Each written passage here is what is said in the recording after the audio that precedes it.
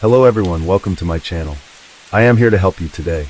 I know you use this video to fall asleep, so before that, like the video and subscribe to the channel. Also, where are you from and what time are you watching? Now get comfortable and relax. Case 1. Every town has a dark side. The overlook at Harper's Ferry National Park was just another stop on Police Deputy Clark Jackson's early morning patrol route. A scenic viewpoint where tourists would go during the day to photograph the misty mountains of Virginia, or even use it as a jumping-off point for a day of hiking. But back in the spring of 1996, in the gray light of dawn, this peaceful overlook changed into something else entirely. It became the backdrop for a bizarre and unique murder scene, with the case spanning another decade before it was solved. And when it was all said and done, it showed the world what true evil looked like, and I promise you, it's a face you wouldn't expect. It revolves around a trunk in the middle of the Appalachian Trail, and the body found inside of it, and the dark investigation that followed. So let's head on down to Virginia now, and get into the mystery of the old man in the trunk. In Loudon, Virginia, May 14th of '96 started off with the usual routine for Sheriff's Deputy Clark Jackson. He had been doing this route for 3 years now, and every morning and around dawn, the same sequence. Check the Visitors Center at Harper's Ferry National Park, and do a sweep of the parking lots, inspect the overlooks. In most days, the only signs of life out there were the occasional deer or early morning hikers prepping for a walk along the trails. But this morning was different, and as it turns out, it was anything but the usual. As Jackson's patrol car rounded the curve towards the Route 340 overlook, his headlights flashed past something that didn't belong. It was a large steamer trunk, old-fashioned, the kind you might find in your grandmother's attic. It seemed very out of place there, perched on the edge of the wilderness next to some trash cans. In 13 years of law enforcement, Jackson had seen plenty of illegal dumping, but something about this felt all wrong. The trunk looked too expensive, and too nice to simply just abandon. Jackson put the car in par, and stepped out of his cruiser. With his flashlight beam cutting through the fog, it illuminated the trunk's weathered leather, its brass fittings dulled with age. When he tried to move it with his foot, the trunk wouldn't budge, and that's when the first real surge of unease hit him, and whatever was inside was far too heavy to just be abandoned luggage. Jackson knelt down and unlatched the trunk, and inside was a large duffel bag crammed awkwardly into the space. He reached for the zipper, pulling it back slowly, and in the harsh beam of his flashlight, a single human eye stared back at him through the opening, lifeless. As he fully unzipped the bag, the full horror revealed itself. The stuffed away, like discarded garbage, was the body of an elderly man, and the victim had been forced into the bag in a fetal position, his limbs contorted in an unnatural way to fit the confined space. He was emaciated, his skin drawn tight across his bones, almost beyond recognition. The sun was rising by the time more police arrived, and they then carefully extracted the body. In the morning light, the true extent of the victim's suffering became clear. His clothes were dirty and hung loose on his skeletal frame. His wrists showed signs of restraint, and every detail pointed to a slow, methodical kind of cruelty. The medical examiner would determine he hadn't been dead long, perhaps 48 hours at most, but his body told a story of prolonged suffering, a nightmare that had lasted much longer than just 2 days. Cuts and abrasions marked his skin, some old and partially healed, others fresh. A significant blow had been dealt to the back of his head, likely disorienting him in his final hours. It was his toxicology report, though, that revealed the most disturbing details. In his blood, they found high levels of sedatives, enough to keep him docile, helpless, at the mercy of whoever had put him in that trunk. This, it appeared, wasn't a sudden act of violence at all, as someone had systematically broken this man down, mentally and physically, before finally putting him in that trunk. In the days following the discovery, investigators found themselves in a frustrating position. They had a body, they had a crime scene, but they had absolutely nothing that could tell them who this man was. No wallet, no letters, no receipts, not even a scrap of paper in his pockets. And so, the investigation team had to start with the basics to try and get a hit. They ran his fingerprints through every database they had access to. Local police records, nothing. State criminal records, nothing. FBI database, complete silence. It was starting to feel like this man had never existed in any official capacity at all. They tried DNA testing next, but this was 1996, and DNA technology was still new and limited. The samples they collected just weren't enough to work with, and the science that would later solve so many cold cases simply wasn't there yet. Next up, The team expanded their search, digging through missing persons reports. They figured if he was systematically broken down, as it had appeared over a long period of time, maybe somebody was looking for him, a spouse perhaps, or a child. They started with Virginia, then expanded to Maryland and West Virginia. Day after day, they compared photos, checked descriptions, and followed up on possible matches. Every lead went nowhere. Every potential match fell apart under scrutiny. They then looked at the trunk itself. Maybe something about it could tell them where it came from or where it had been. Just one piece of physical evidence stood out on that front, though at the time it seemed almost ridiculous. They were these small stains on the outside of the trunk. Splashes of nail polish, pink and purple, dried long ago on the leather, the kind of marks you might find on any teenage girl's belongings. The crime scene photographers documented them anyway, taking close-up shots from every angle. It seemed like such a small, unimportant detail, something that would probably never matter, but those simple nail polish stains, those tiny splashes of color, would eventually crack the entire case wide open, though that would come much later. For now, they were just another dead end in a case that seemed to have nothing but dead ends. The case quickly captured national attention, and here was a murder victim, presumably somebody's father, grandfather, friend, and nobody seemed to be looking for him. No family members came forward to claim him, no concerned neighbors reported his absence, and someone had to be missing him, you'd think. People don't just disappear without anybody noticing, and whoever had put him in that trunk had done more than take his life. They had erased him, and they had systematically removed every trace of who he was. And so the case went cold for 7 long years. The old man in the trunk remained nameless, just an unclaimed body in the morgue, another unsolved case in the files. However, in January of 2003, a breakthrough came from an unexpected source. The Department of Defense granted the FBI access to its internal fingerprint database, and suddenly, Gondo had a name, Jasper Frederick Watkins. Known to his friends as Jack, Watkins was no ordinary victim. He was born on March 21st of 1920 in Richmond, Virginia. He was part of that generation of Americans who grew up during the Great Depression and who learned the value of hard work and helping others even when you had nothing yourself. Jack was barely 21 when he heard his country's call. He enlisted in the Army just weeks before Pearl Harbor, not knowing that the world was about to change forever. Like so many young men of his generation, he traded his civilian clothes for a uniform and headed off to war. He would spend the next 4 years of his life fighting in World War II, witnessing humanity at its worst while displaying humanity at its finest. He survived one of history's deadliest conflicts and came home and built a life for himself, only to meet his end in a steamer trunk on a foggy Virginia morning. That's just no way for someone like Jack to end up, and he deserved much more than that. As investigators began to dig into Jack Watkins' life, they discovered something disturbing, but also could lead them right to the killer. Someone was still cashing his Social Security checks nearly 7 years after his death. Where they were sent to? A P.O. box in Ellicott City, Maryland. That's when the investigators began to uncover a story so twisted and calculated that it would challenge everything they thought they knew about evil. Because the person who killed Jack Watkins wasn't some random drifter or opportunistic thief. It was somebody he trusted, someone he had loved, and somebody who had spent decades perfecting the art of destruction. To understand how Jack ended up in that trunk, we need to go back a little, back to the moment when a lonely widower opened his door to find a friendly face selling burial plots, never suspecting that he was looking into the eyes of his future killer. After coming home from the war, Jack did what many veterans do. He looked for a steady job and a chance at a normal life. He found work at a local auto parts store, a local type of spa where people knew your name and trusted your word. It wasn't glamorous work, but Jack enjoyed it and took pride in what he did.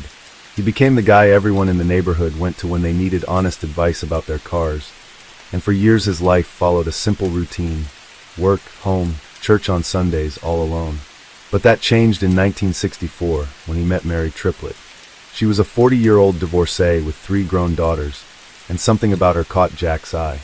Maybe it was her warm smile or the way she could make anyone feel at home. And whatever it was, 44-year-old Jack had finally found the love of his life. Mary's daughters weren't sure what to expect from their mother's new husband at first, but Jack won them over almost immediately. He didn't try to replace their father at all. He just showed up day after day with quiet support and genuine care. Before long, he was the one they called when they needed advice, the one who showed up to help them move and sat proudly at their graduations, and he became the father they never knew they needed. For 25 years, Jack and Mary built a nice life together. Their house wasn't fancy, but it was always open to family and friends. They weren't rich by any means, but they were comfortable. Jack had learned the value of a dollar during the Depression, and he and Mary were careful with their money. They saved what they could, spent what they needed, and always had a little set aside for emergencies. Then in 1989, Mary got sick. The cancer moved fast, and within months she was gone. Jack was devastated. The house that had once been filled with family gatherings and laughter suddenly felt empty, but he was determined to keep going, just like he had done after the war. He retired, sold their family home, and bought a modest place in Reisterstown, Maryland. It wasn't much, just a small house on a quiet street, but it was enough for him. He lived simply on his Social Security check of $1,200 a month, clipped coupons from the Sunday paper, and kept his old car running with parts from his former store. But in 1995, Jack's spending habits changed dramatically, and the man who had always lived within his means suddenly withdrew equity from his house. He then purchased a brand new BMW for $44,000, an expense that seemed completely out of character. By 1996, he had sold his house, but somehow only received $3,800 from the sale. What could make a prudent, experienced man like Jack Watkins act so recklessly with his life savings? When investigators examined Jack's financial records, they found that it wasn't just that someone had taken his money. They had stripped him of everything he owned, and they had done it with surgical precision. The trail led to that P.O. box in Ellicott City, and to a woman named Nancy Siegel. But Nancy wasn't just any fraudster. She was a chameleon, a master manipulator, who had spent her entire adult life perfecting the art of deception. Born in 1948, Nancy's early life seemed marked by tragedy. Her mother abandoned the family when Nancy was young, and her father, who raised her alone, would go on to be killed outside a bar when she was just 16. Looking for an escape, she found brief fame dancing on the Buddy Dean Show, a local Baltimore dance program that would later inspire the musical Hairspray. But beneath the surface of this sympathetic figure lay something far more sinister. Nancy's first victim was her high school boyfriend, Charles Kircharski, whom she married in 1968. She devotes her time to raising them, and things go quite well for many years. In the early 80s, Nancy found herself gambling way too much, an addiction that would go on to reveal her true nature.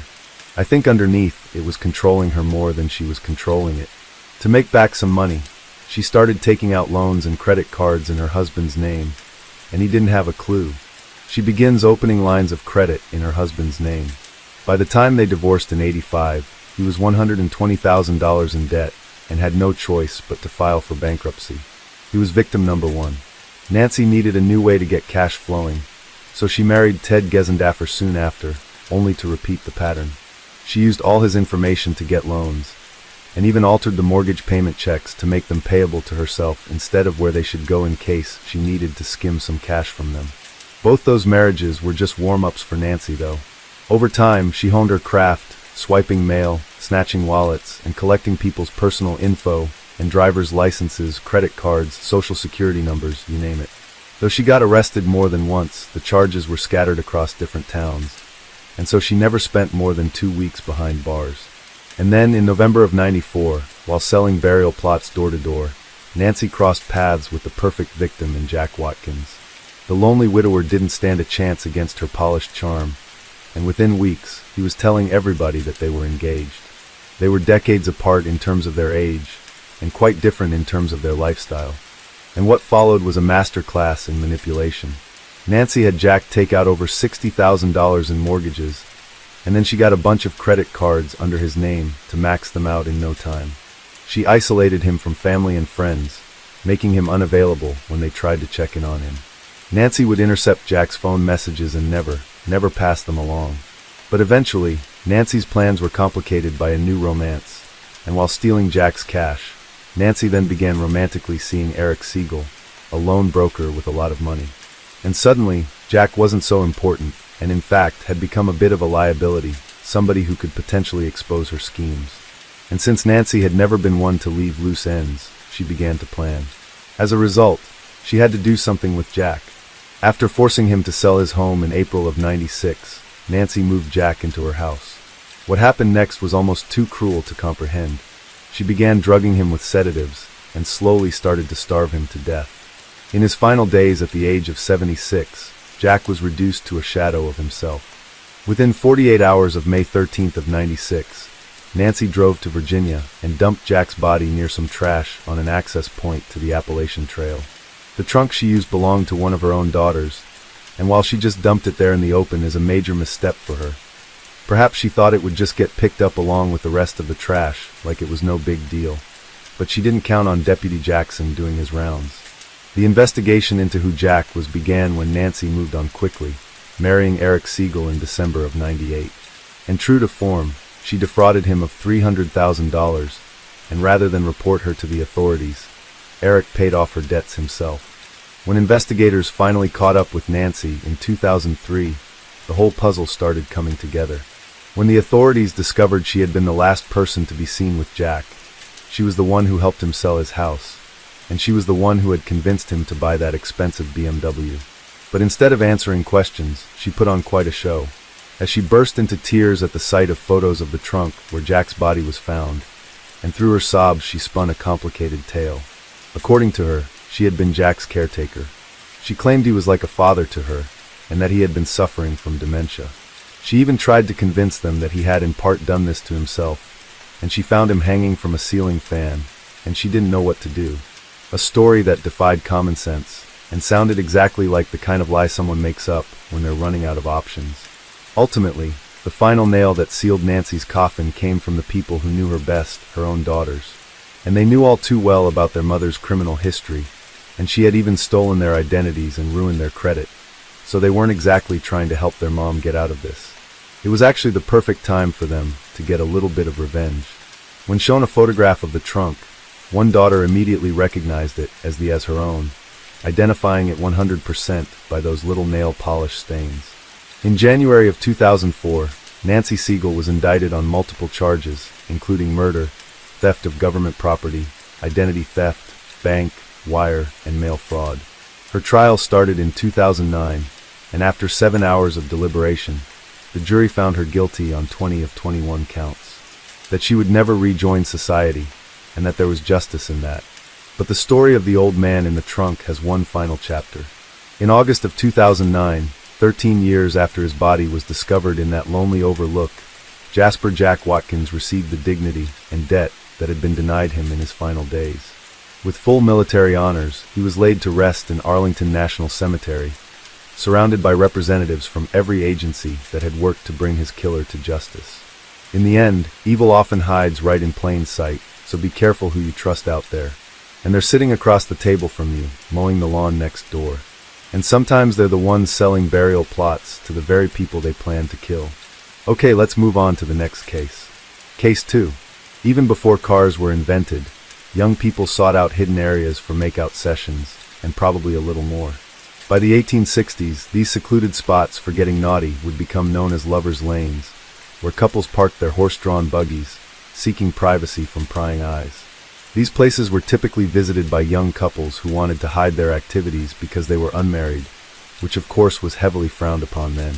Mothers used lovers' lanes as places to cheat on spouses in order to keep things on the down low. Over time, the buggies were replaced by cars, but lovers' lanes continued to attract those looking to lust. But this sinning and privacy would all come at a cost, because lovers' lanes everywhere quickly became the target for bad individuals looking to commit all sorts of crimes. Robbery, assault, and murder, because they knew that their targets would have their guards down, and because they were already in a secluded spot, no one would hear them scream. And tragically, Cheryl Henry and Andy Atkinson are among the many who visited a lover's lane only to never return, and this is their story. Cheryl was born in Florida on October 24th of 1967 to parents Robert and Barbara. Even as a child, she was good-natured, easygoing, and always loving. Her family says it was difficult to be down whenever she was around. Her infectious laughter had a way of brightening the lives of those around her. With wavy blonde hair and blue eyes, Cheryl's cheerful demeanor continued on as she grew older. The Henrys moved to the Houston area of Texas eventually, and in 1986, after graduating high school, Cheryl enrolled at Stephen F. Austin State University, about 150 miles north of her home. In 1990, at 22 years old. She then returned to Houston, where she found work as an optometrist while planning for her and her sister Shane, who was 3 years younger than her, to live together. In the meantime, she was staying with her mom, and it was that summer that Cheryl met Andy. Garland Andrew Atkinson, known to his friends as just Andy, was born to parents and in Garland on September 6, 1968, in North Carolina. Andy's folks were young at the time. His dad was 18 and his mom just 16, and shortly after his birth, the Atkinsons divorced, leaving him to be raised by his grandmother for much of his life. Despite this somewhat rocky upbringing, Andy was known to be a happy baby and child. Longing for a real sense of family, he grew up inseparable from his cousin Timmy. In 1977, Andy's father Garland relocated to Houston amid some legal troubles in North Carolina. Garland had gotten into trouble after accidentally shooting a man in the face during a fight that occurred at Rick's Lounge. The man survived and all charges were later dropped. It's worth noting so you understand a bit better the type of person Garland was, as it's possible to come into play later on in the case.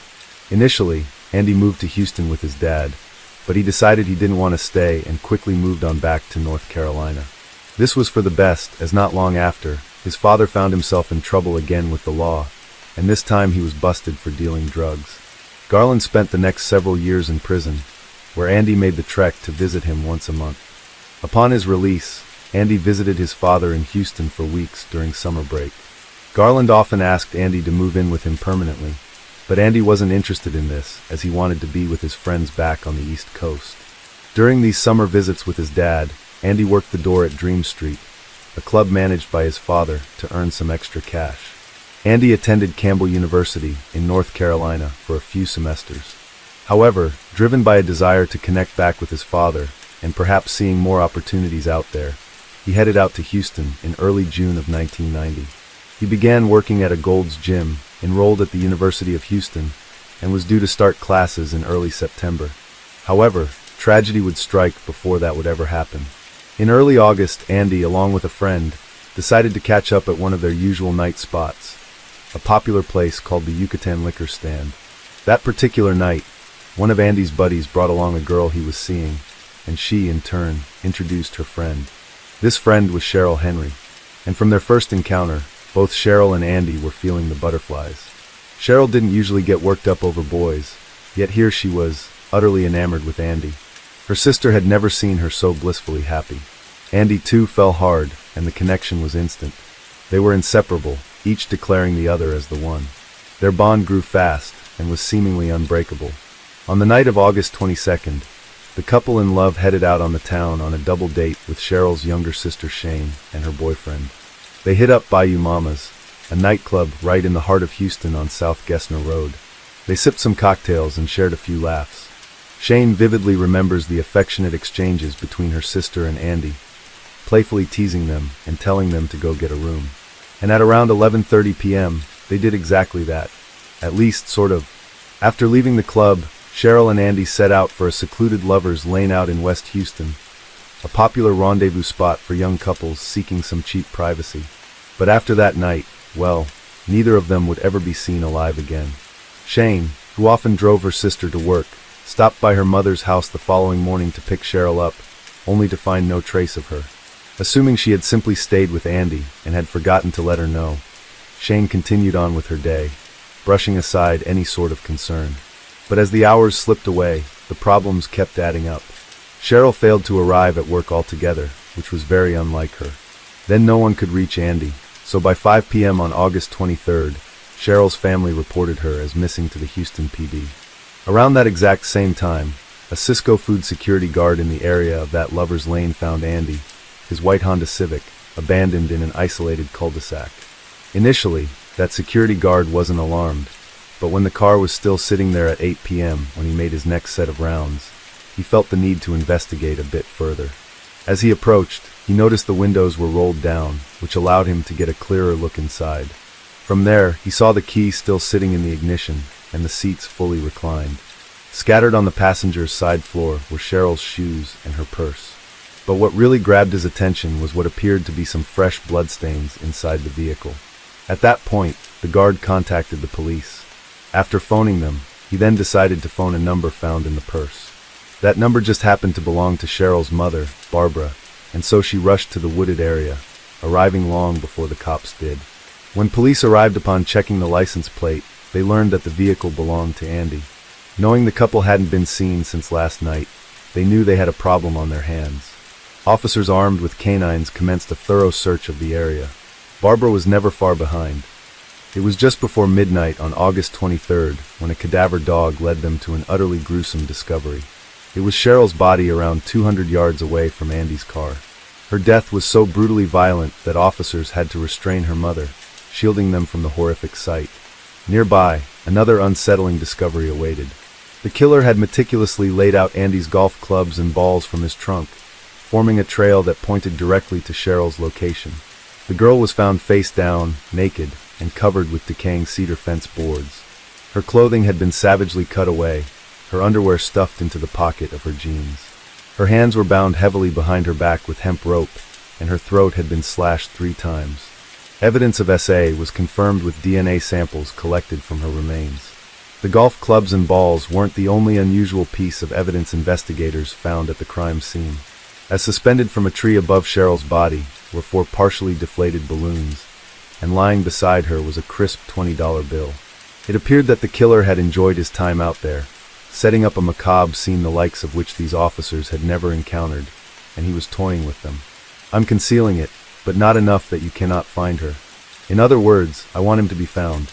A search for Andy was called off because it was just too dark, but it resumed at first light the following morning. After nearly 10 hours, they found him, bound to a tree 75 yards away from his girlfriend, and his throat had been cut so deep that he was nearly decapitated. Unlike Cheryl, Andy was discovered clothed, with his watch and money untouched.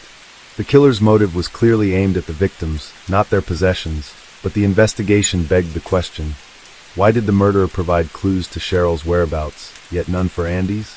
Examining the crime scene further, investigators believe that Andy willingly allowed his killer to tie him to that tree, perhaps by the threat of a gun. It was determined that the girl had been killed first, and she put up a fierce fight. That means that Andy was forced to endure the horror of hearing Cheryl's screams. Perhaps he thought they would get out of it at first if they just obeyed, but then he had to witness her murder, fully aware that he faced the same fate, at that point completely powerless to intervene. Their families and the town were devastated. The worst part of it all was that they didn't have any leads whatsoever, at least not back in 1990. At that time, DNA testing was in its infancy. Introduced only 5 years earlier, in 1985, it was not yet a common tool in criminal investigations. For the DNA sample collected from Cheryl's body even to be analyzed, permission had to be explicitly granted. By September of 1990, a $10,000 reward was announced for any information that could lead to the arrest of the perpetrator. Despite investigators' relentless pursuit of every lead, fairly quickly, months turned to years without any answers. It wasn't until 2001, 11 years after the crime, that a significant development emerged.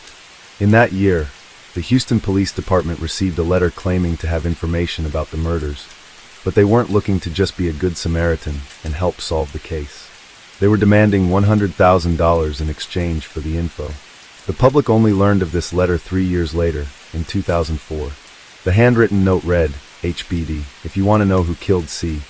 Henry plus A. Atkinson, it will cost you $100,000. Reply, Houston Chronicle personal column, Monday, March 12th, 01 only. A lawyer will be hired to make sure you play straight. Postmarked March 1st of 2001, the letter arrived at the police station early that month, and the police replied with an ad, saying, we do want to know what you know about Henry and Atkinson. They included a contact number, hoping for a response, and despite their efforts, no one reached out. Was this merely a cruel hoax, an attempt at a cash grab? I mean, why wait over a decade to come forward if the sender truly had valuable information? In a desperate bid for leads, the police finally released the letter to the public in 2004, hoping someone might recognize something crucial. During the investigation up to this point, several potential suspects were identified. However, each was found innocent through DNA testing, and the letter never led anywhere. Then in 2007, all samples were retested, marking a very pivotal moment in a case that had long gone cold.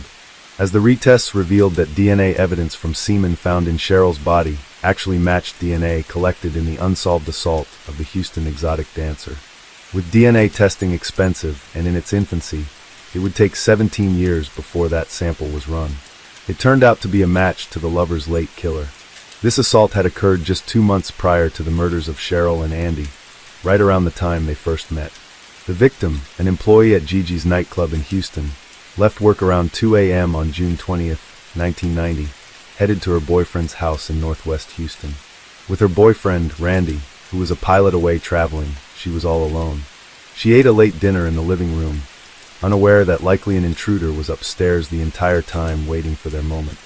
This man eventually emerged wearing a black fishnet stocking over his head, waving a long-barreled handgun.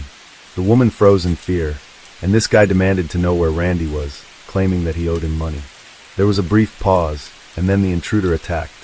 He grabbed her and wrapped her wrists tight with duct tape, and then pulled $200 from her purse, her pay for working that night, and stuffed it in his pocket. He then blindfolded and gagged her, and placed a pillowcase over her head and threw her onto the bed. Taunting her, he repeatedly cocked and uncocked the gun, acting like he was about to shoot her over and over again while he committed his heinous act. Another game, just like the golf clubs and balloons from the Lover's Lane case. Before leaving, he ordered her to remain on the floor and disconnected the phone. Despite wearing the stocking over his head, the victim provided a detailed description. The attacker was described as a white male in his late 20s to mid-30s, about 6 feet tall and weighing 180 pounds, black hair and an olive complexion. He wore black gloves, a dark shirt and dark pants, possibly a uniform of some sort. His stance was described as very forceful, military-like. The victim helped generate this sketch of her attacker, which was also aged.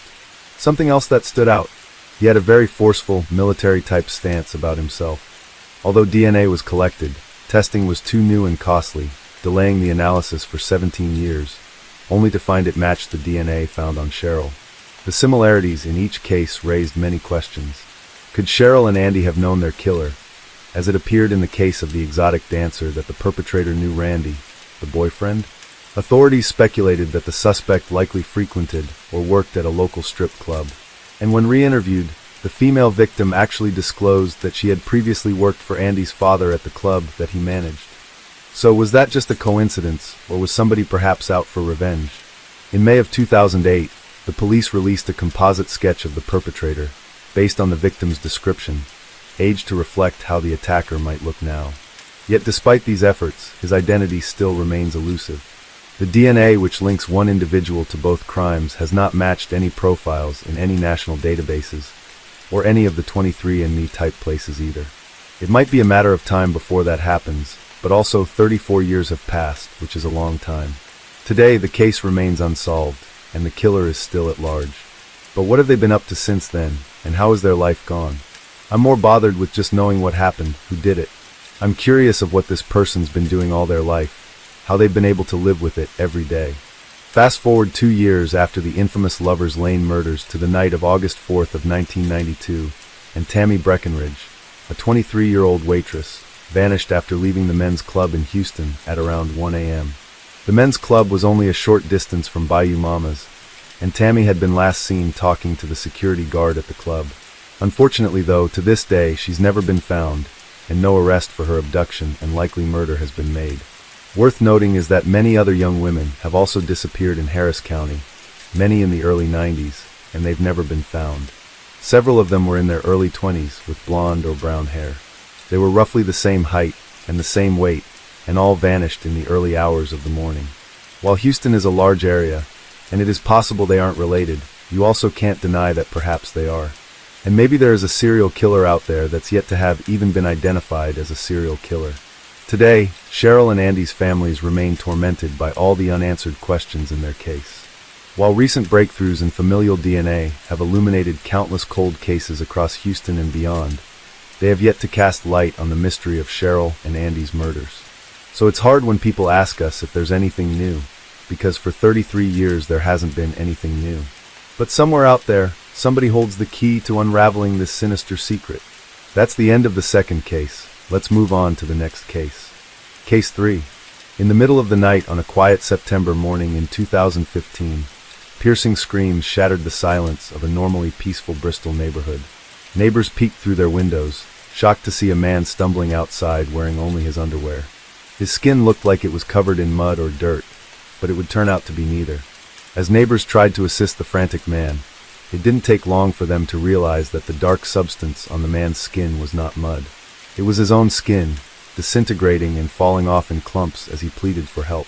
The man was in unimaginable agony, and despite their efforts, there was little the neighbors could do to help him. Paramedics arrived, and even they marveled at the extent of the man's beyond harrowing condition. But it was only the beginning. The case would soon reveal the horrifying depths to which human cruelty could descend. Mark van Dongen was a Dutch national, born and raised in the Netherlands. Mark's father, Cornelius van Dongen, known by the common Dutch nickname Hees, described Mark as a compassionate child, recognized for his kindness, empathy, and ambition. Even as a young boy, Mark showed a tender heart, sometimes returning marbles to friends after winning them so they would not feel bad. In college, Mark studied civil engineering, where he excelled academically. He was ambitious and highly driven. He strived to succeed both academically and professionally. After completing his studies in the Netherlands, Mark relocated to Bristol, UK to continue his studies and start looking for work opportunities in his field. His move to the UK marked the beginning of a new chapter in his life. It was during this new chapter that Mark met Berlina Wallace, a fashion student from South Africa, nearly 20 years his senior. Mark and Berlina began dating in 2010, and their relationship initially looked promising, with the pair quickly becoming close. They moved in with each other and seemed committed to building a life together, with Mark deeply invested in their relationship and even supporting Berlina both emotionally and financially. But over time, problems arose as Berlina started to become emotionally volatile and controlling. Mark's friends and family grew increasingly concerned as they witnessed Berlina's emotional manipulation and frequent outbursts of anger. The couple's arguments would escalate as Berlina tried to control many aspects of Mark's life. Friends saw visible evidence of her violence, namely scratches on Mark's body, and learned that Berlina had once poured boiling water on Mark as he slept. When he sought treatment for it, he told a doctor that he had accidentally tipped tea over himself. In private, he confided in friends that Berlina had either hurt or threatened him on numerous occasions. Each time Mark would try to distance himself, Berlina would resort to emotional blackmail, including threats of self-harm, trapping him between his desire to leave and concern for her well-being. Despite the turmoil, Mark stayed in their relationship for 5 years. By August of 2015, Mark had reached his breaking point. He decided it was time to break up with Berlina. Seeking a fresh start, he met another woman named Violet Farquharson online, and they soon began a new relationship. But Berlina did not let go so easily, sending Mark a series of emotional texts laced with guilt and threats. Mark tried to maintain peace by offering to continue supporting Berlina financially even after their breakup, hoping to prevent her from spiraling further. But she continued to become even more volatile, and her jealousy turned into an obsession. She started stalking Mark and harassed both him and his new girlfriend with silent phone calls. Mark reported feeling fearful of Berlina, particularly after she threatened to harm herself. According to one friend, she even threatened to perform that self-harm, then make it appear as though Mark was responsible. Mark confided in both his father and friends that he was afraid of what Berlina might do next, but he also felt obligated to check on her periodically for both of their sakes. Then, in September of 2015, in an attempt to end things amicably once and for all, Mark visited Berlina's flat one final time. Mark told his new girlfriend Violet of his intentions to sever all ties with Berlina, then headed to her flat around 10 p.m. Once he arrived, the conversation quickly turned heated. Berlina refused to accept that Mark had moved on, clinging to their relationship despite his efforts to break things off. According to Violet, Berlina told Mark that she would go stay at a hotel for the night, so Mark ended up staying the night at Berlina's. And not just at her flat, but in her bed. It was an odd narrative of events given Berlina's supposed plan to leave for a hotel, raising questions about Mark's account to Violet and the true nature of the evening. At around 3 a.m., as Mark lay asleep in just his boxer shorts, he was shaken awake by Berlina. Startled, he woke up to Berlina telling him that, "If I can't have you, no one will." Then, before Mark could react, Berlina threw sulfuric acid directly onto his face, then onto his body. The liquid burned instantly, searing through his skin and muscles. Mark screamed in agony as he scrambled out of the bed in unbearable pain. Barely able to see, he stumbled out of the flat and into the street, his skin melting away in clumps. He screamed for help as voice-waking neighbors rushed to their windows. At first, they thought it was a prank. One neighbor thought the commotion was caused by wailing foxes, grabbed a golf club, and ran outside. Another neighbor initially thought Mark was covered in mud. To both of them, it became horrifyingly clear that it was a man in agony, and that his skin, not mud, was melting off of his body. Neighbors guided Mark into a nearby flat and put him in a cold shower, desperately trying to ease his pain. Despite their efforts, the damage was already done. When paramedics arrived, Mark was foaming at the mouth, blinded, and in unimaginable pain. One paramedic noticed that the iris of his left eye had been completely melted. To paramedics, it was obvious that Mark's injuries were catastrophic. His face and upper body were covered in deep chemical burns, with the acid eating through his skin and muscle tissue. Mark was barely able to speak through the pain, his words slurred as he gasped for air. His body convulsed from the shock, and acid residue still clung to parts of his skin, intensifying the damage with every second. Despite his agony, Mark managed to identify Berlina as his attacker. He begged the paramedics to check on his new girlfriend, fearing that she might also be targeted by Berlina. But she was not. His girlfriend was completely fine. In fact, Berlina was still in her flat, sitting calmly, unmoved by Mark's piercing screams echoing through the neighborhood in the middle of the night.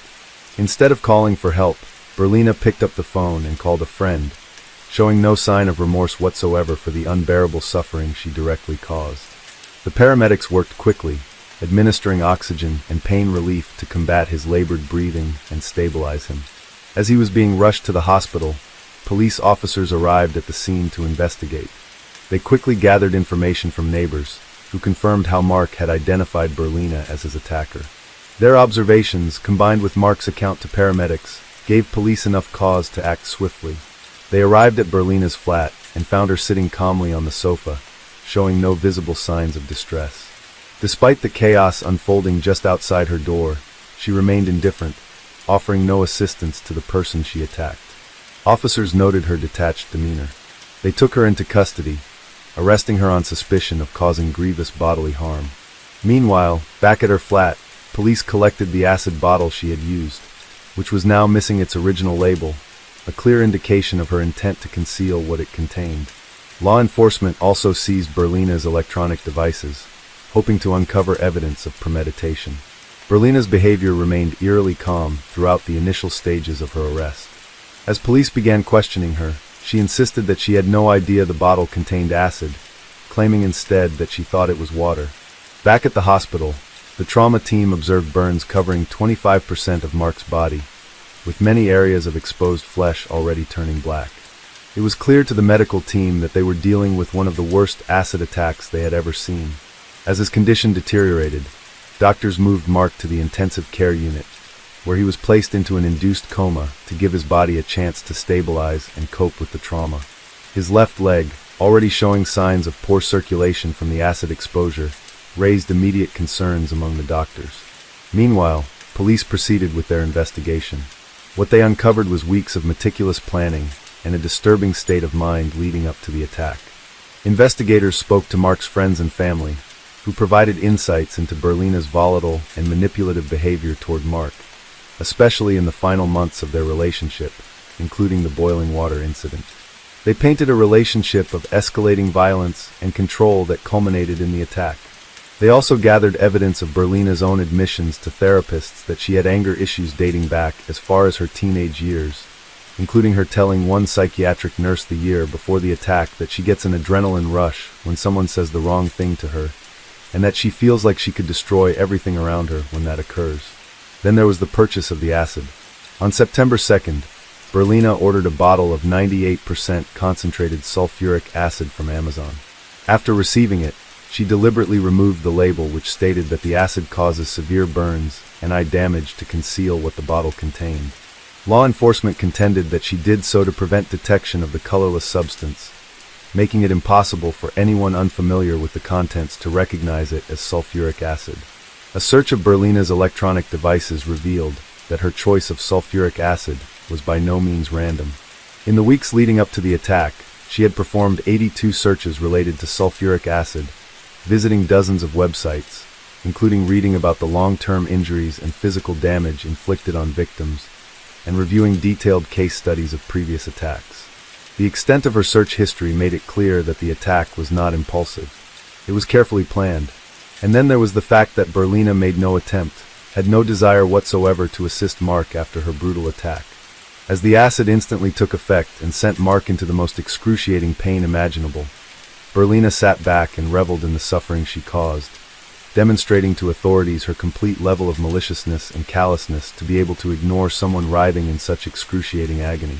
All the evidence led investigators to the conclusion that the attack was deliberate and premeditated, despite Berlina's claim to the contrary. Berlina continued to deny that she intended to harm Mark. She claimed she believed the bottle contained water, not acid, and went as far as suggesting that Mark had planted the acid to deceive her into drinking it. Investigators found this hard to believe. In fact, during their investigation, they discovered that one of her internet searches led her to a source containing a strikingly similar scenario, nearly identical to the acid planting accusation she made against Mark. After being placed in a medically induced coma, Mark spent 4 months in intensive care as doctors at Southmead Hospital fought to stabilize him. When he finally awoke, the full extent of his injuries became devastatingly clear. As a result of neuropathy, he suffered from the loss of use of his muscles. Mark was paralyzed from the neck down, unable to move anything except his tongue. The acid had burned so deeply into his lower left leg that amputation was the only option to prevent further complications. Despite their efforts to save as much of the limb as possible, the damage was too extensive, and his leg had to be removed below the knee. The acid had eaten away his facial features, leaving him partially blind and with severe disfigurement. The moment Mark saw his reflection for the first time, he was devastated. He sadly exclaimed, "Kill me now. If this is what I look like, I don't want to live." Despite the support of his father and medical staff, Mark understandably struggled emotionally. He communicated using an alphabet board, painstakingly pointing to letters with his tongue. It was a slow, exhausting process, but it was the only way he could express himself. The overwhelming loss of independence combined with the constant physical pain plunged him into a deep depression. His father, Keys, stayed by his side, trying to lift his spirits, but Mark's emotional health deteriorated rapidly. The police documented the case meticulously, but Mark's injuries were so severe that officers decided never to release photos, not even to the media. In November 2016, Mark was transferred to a care home in Gloucester, but the conditions there were deplorable. Keys drove 800 miles to visit his son, only to find him covered in his own feces, crying out for help. The sight was heartbreaking, and Keys vowed to get him out. With the help of friends, the family arranged for a private ambulance to transfer Mark to Belgium, where they hoped he would receive better care. Even in Belgium, however, Mark's suffering continued. The acid had burned through membranes and bone, leaving holes in his body that caused constant, excruciating pain. The medical staff in Belgium did their best, but the hospital lacked a ward specifically equipped to care for someone with injuries as severe as Mark's. Every nerve in Mark's body seemed to be on fire, and the holes in his bones caused relentless pain. Mark grew increasingly despondent, so despite the progress he was actually making, like finally being able to speak again, he asked his father, "What's the point if all I can do is look at the ceiling?" Then, as if his suffering wasn't enough, Mark's condition worsened when he developed a severe lung infection. Treating the infection would require a tracheotomy, or 2 inserted into his throat. The procedure would save his life, but it would also take away his ability to speak, a small but vital comfort that had allowed him to maintain some connection with his father. For Mark, this was the final blow. Facing a life of paralysis, unrelenting pain, and now silence, Mark told his father that he could not go on any longer. With his family's support, Mark applied for voluntary euthanasia, which is legal in Belgium under certain conditions. His application was reviewed by 3 medical specialists, all of whom confirmed that Mark's was a case of unbearable suffering, both physical and psychological. They approved his request.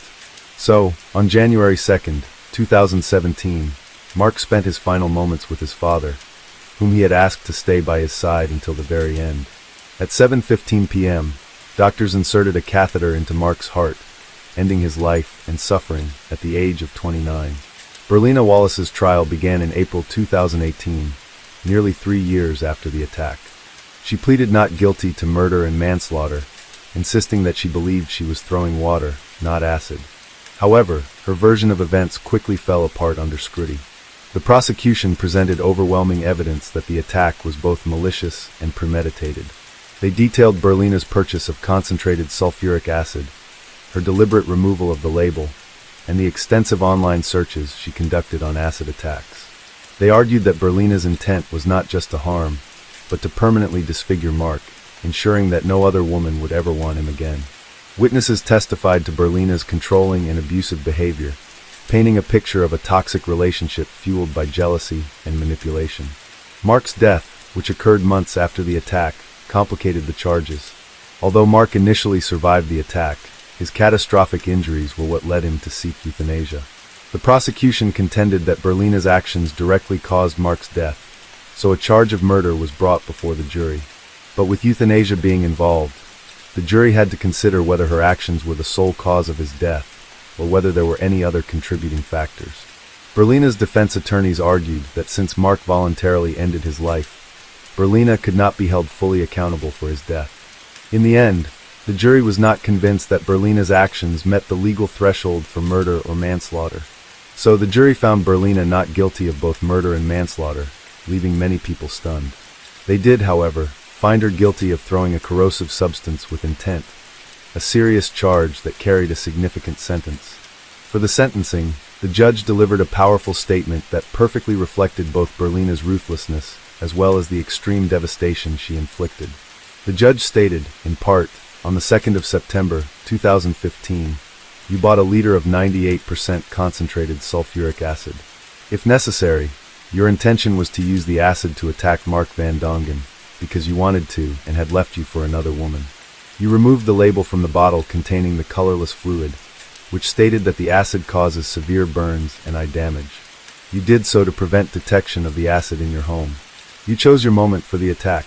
It occurred when Mark Van Dongen, wearing only boxer shorts, was asleep in the bed which you had shared in your flat. Vulnerable, almost naked, he awoke but had no real opportunity to avoid the focus of your acid attack, namely his face and then his body. The burns which Mark sustained covered 2/3 of his face and a large percentage of his upper chest, arms, and upper thighs. The burns were almost all full thickness, affecting 25% of his total body space. As a result of skin graft procedures, over 40% of Mark's total body area was affected by the burns. A consultant in burn surgery said there had been no equivalent patient with similar extensive injuries following a chemical attack.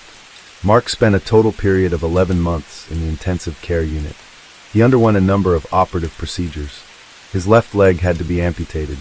He lost the sight in his left eye and damage was caused to the sight in his right eye. The doctors had to use the strongest pain relief, which in themselves caused difficult side effects. For 4 months, Mark was not really able to communicate. He sustained not only burns but injury to the systems of his body.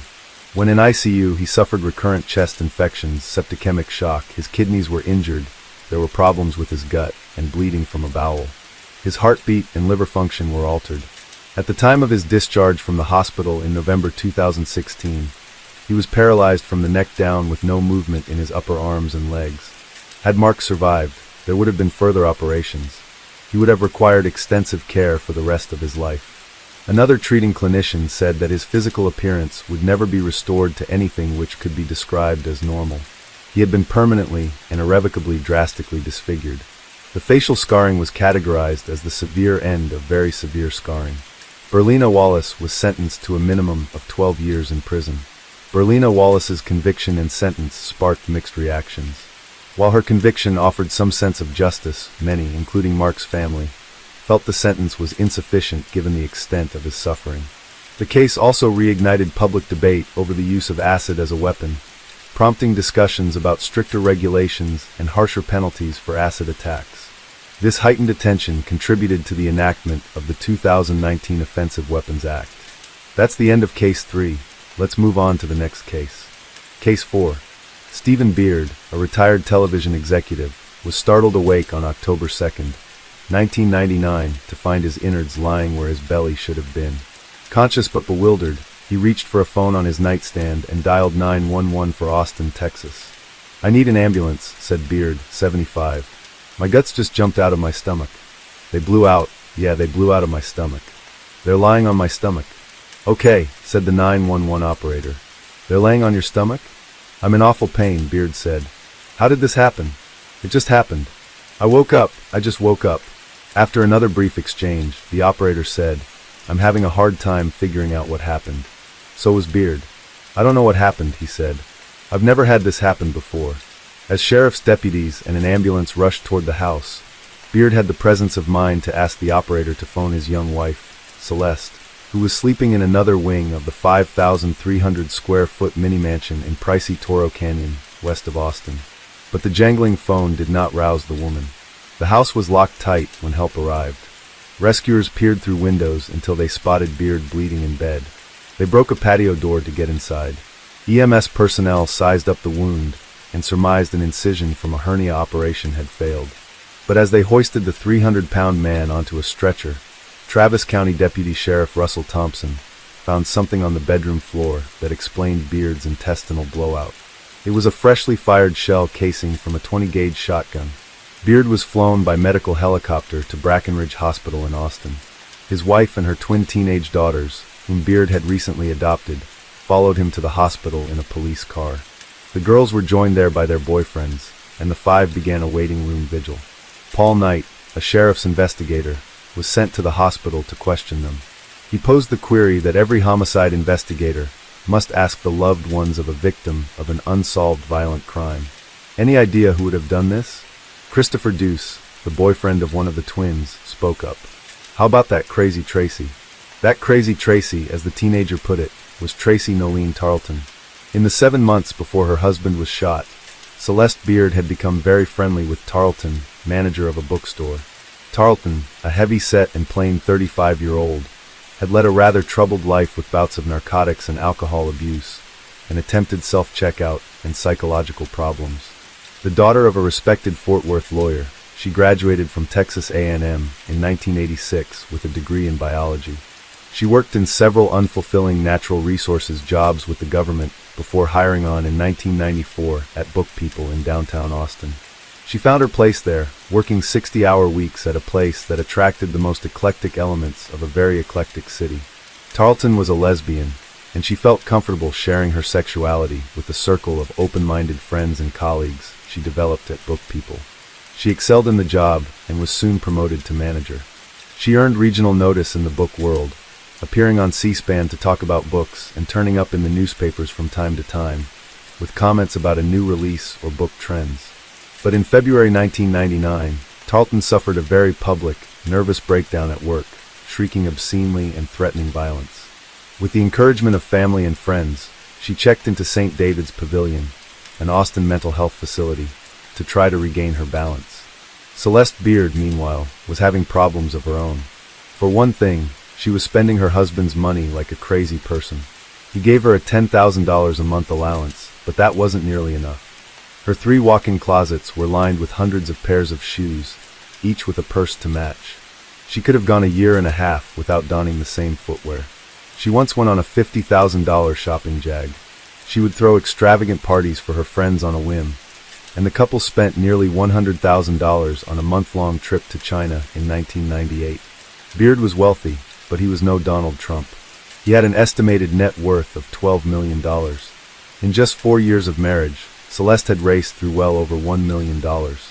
Beard and his wife often bickered over her spending, but the issue reached a crisis stage when Beard's accountant tallied up her 1998 holiday shopping and entertainment. She had blown nearly $300,000. When Beard vowed to take away her credit cards, Celeste threatened self-checkout. Beard paid to send her away to St. David's Pavilion.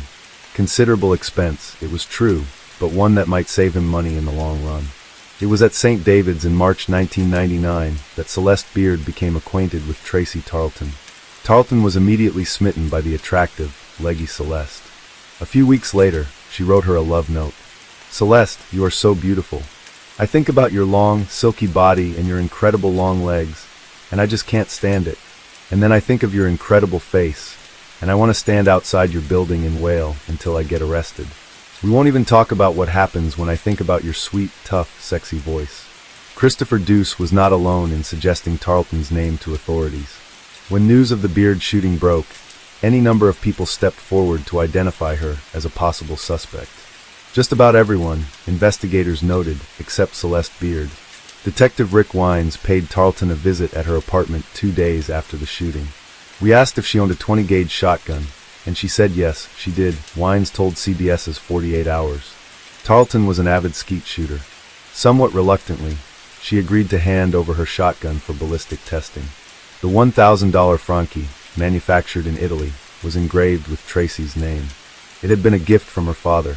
A few days later, police had their results. The shotgun shell that we found at the scene came from the shotgun that we found in her house, Wines said. 2 and 2 to me has always been 4. On October 8th, 6 days after the shooting, Tarleton was arrested and charged with assault.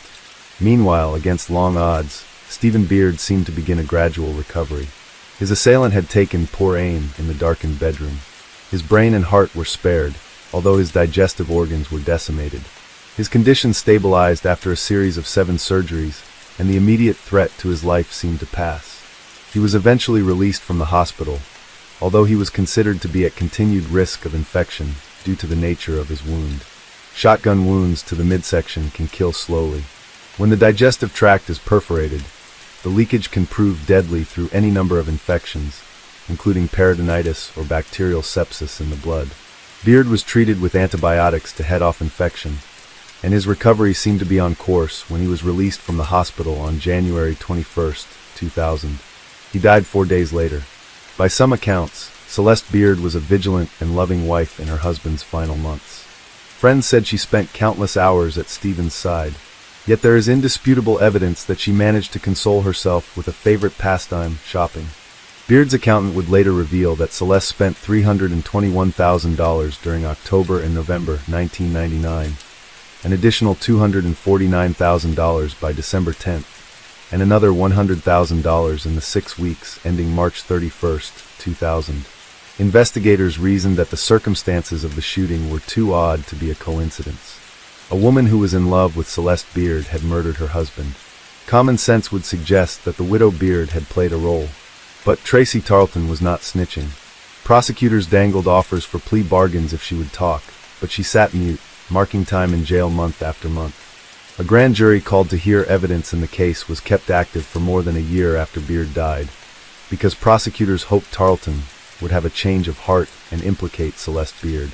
They finally gave up, and Tarleton was indicted for murder on February 16, 2001. And then came the unexpected. Tarleton had a revelation, but it had nothing to do with anything proffered by prosecutors. Sitting in jail and reading an Austin newspaper, she saw an item about her beloved Celeste. The widow Beard had gotten over her loss and had quietly wed Cole Johnson, a bartender and musician in a part-time bar band, in a lovely private ceremony amid the mountain splendor of Aspen, Colorado. Dumped for a man, Tarleton began to understand that she had been duped. The enraged woman asked to meet with prosecutors. She spoke the words they had been waiting more than 18 months to hear. I did it for Celeste. Celeste's marriage to Cole Johnson was her 5th trip to the altar. One could pick nits over the wisdom of each of the blessed events. But without question, the last would prove to be the most unwise. Celeste was raised in Ventura County, California, one of 4 adopted children of Edwin and Nancy Johnson. It was not a childhood filled with Golden State sunshine. She told intimates that she was abused by her adoptive father from age 4 to 12. Her adoptive mother was psychologically unstable and was institutionalized several times. She blamed the abuse for problems later in life. Once, during a conversation that was recorded by her daughter Christina, she said, "Do you know what it feels like when you're 4 years old? You aren't even in kindergarten. Do you know what that does to you?" She said she was later abused by an older adoptive brother as well. Celeste attempted self-checkout during puberty. She got pregnant at age 17, married another teenager, Craig Bratcher, and gave birth to twin girls, Christina and Jennifer. It was a tempestuous brief marriage that included bouts of physical abuse and restraining orders. She was divorced in 1983, but Celeste proved to be the marrying kind.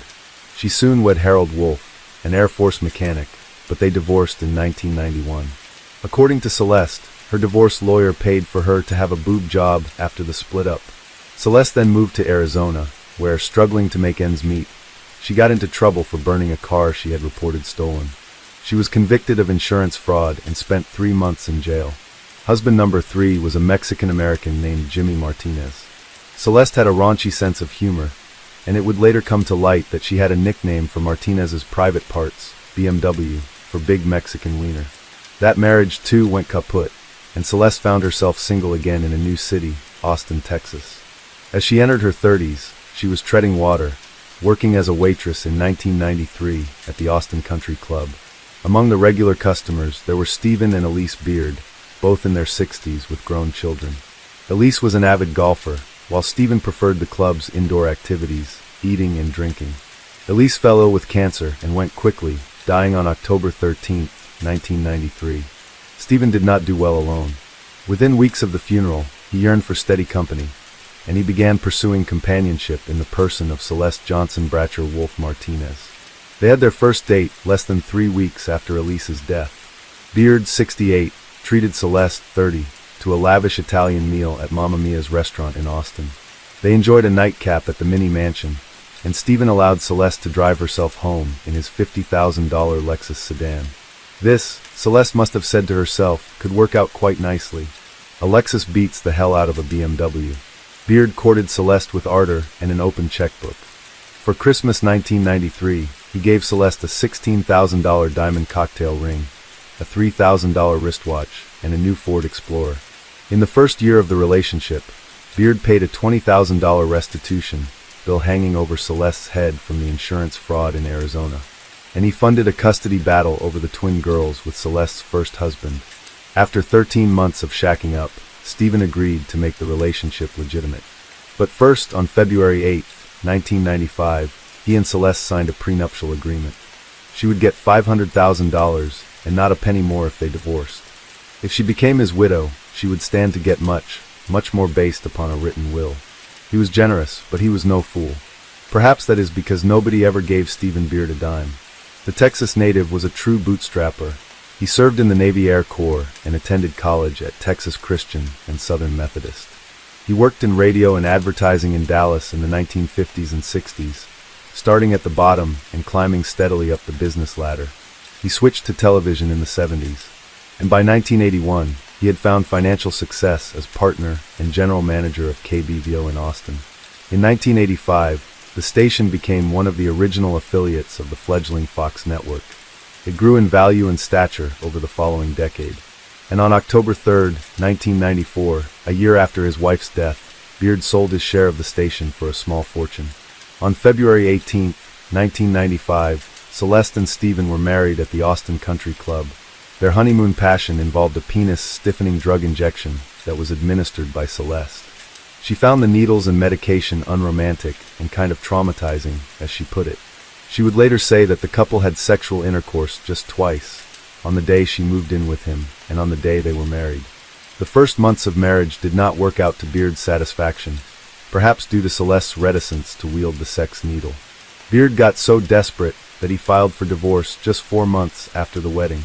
He withdrew the petition after the couple came up with what Celeste later called the oral sex solution.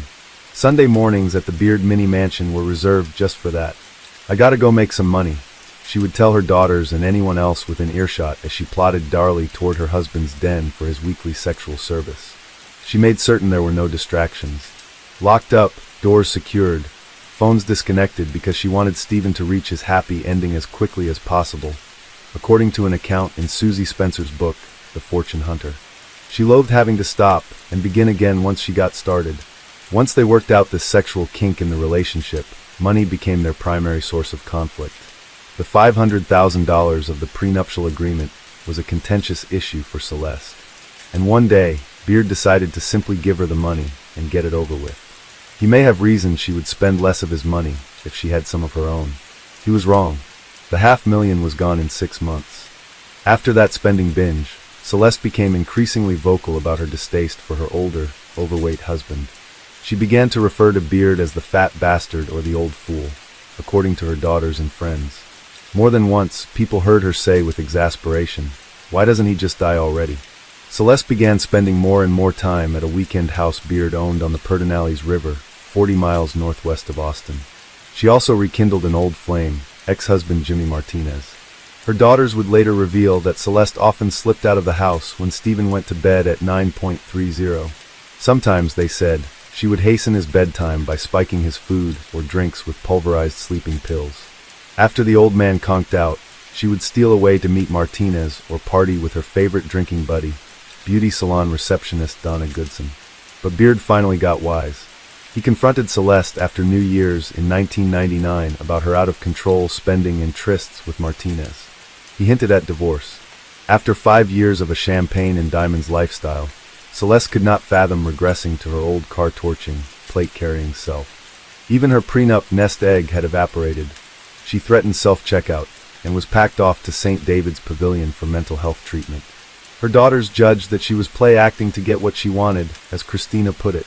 What she wanted was money unencumbered by marriage to Beard. At St. David's, she took a foolish first step toward getting her wish. Tracy Tarleton and Celeste Beard met at St. David's, then transferred together to Timbalon, a mental health facility in Dallas. The women were caught in a passionate love clutch at Timbalon, and the staff there tried to keep them separated. But buckets of ice water couldn't have kept them apart, apparently. Celeste was extremely flirtatious with me from the beginning, Tarleton told CBS, and I responded in kind. Eventually, she came into my room and kissed me. She wanted to have a sexual relationship with me. Tarleton said the two women first had sex on March 20th, 1999, and the physical relationship continued until October 1st that year, the day before she shot Beard. They were no more discreet about their affair outside the hospital than they were inside. A photo from a book people party shows Celeste sitting on Tarleton's lap. Other party-goers would later say they saw the women kissing passionately. Tracy wasn't secretive, Jeremy Ellis, who worked with Tarleton, told CBS. Everyone in the store knew she was dating someone named Celeste. She spoke about her like she was her girlfriend. They were sort of physical, close with each other, and I thought, well, good for Tracy. Tarleton sent Celeste love letters, and Celeste sent Tarleton a birthday card addressed to the one I love. They became regular customers at an Austin Red Roof Inn. Yet Celeste apparently had to labor at Sapphic Love. In July, the women had a counseling session with Barbara Grant, an Austin psychotherapist, concerning their sexual relationship. Grant would later say that Celeste told her she doubted she was a lesbian because she needed alcohol to help work up the nerve to have sex with Tarleton. Celeste's daughters caught the women in bed at least twice, and they began seeing books about lesbian sex around the house. Pressed by her daughters to explain her behavior, Celeste said, "Tracy's a lesbian, and she's in love with me. Isn't that funny? My mother has acknowledged to me that she is involved in a romantic relationship with Tracy Tarleton, and that she and Tracy have had sexual relations together," Christina later stated in an affidavit. Tracy Tarleton has openly admitted to me that she and my mother are lovers. In September of 1999, I witnessed Tracy and my mother kissing passionately. So did Stephen Beard. After witnessing the women kiss on the lips on September 29th, he ran Tarleton out of his house. Another therapist, Susan Milholland, revealed that Tarleton had a romantic problem of her own. Milholland said Tarleton told her she had a self-destructive habit of falling passionately in love with married heterosexual women. Tarleton dreamed of marrying Celeste, and she viewed Stephen Beard as an obstacle to her happily ever after fantasy. As the relationship developed, Celeste complained bitterly to Tarleton that Beard was abusive. He belittled her, taunted her, and beat her down emotionally, according to Celeste. She added that she feared Beard would assault her if she threatened divorce. Tarleton could not imagine life without Celeste, and she vowed to do anything she could to save her from the professed cruelty of Beard. Together, the women began plotting to do away with Celeste's man problem, according to Tarleton. They came up with enough murder methods to flesh out the plots of a series of mystery novels. For example, they tried to concoct homemade botulism by allowing food to spoil and then fester.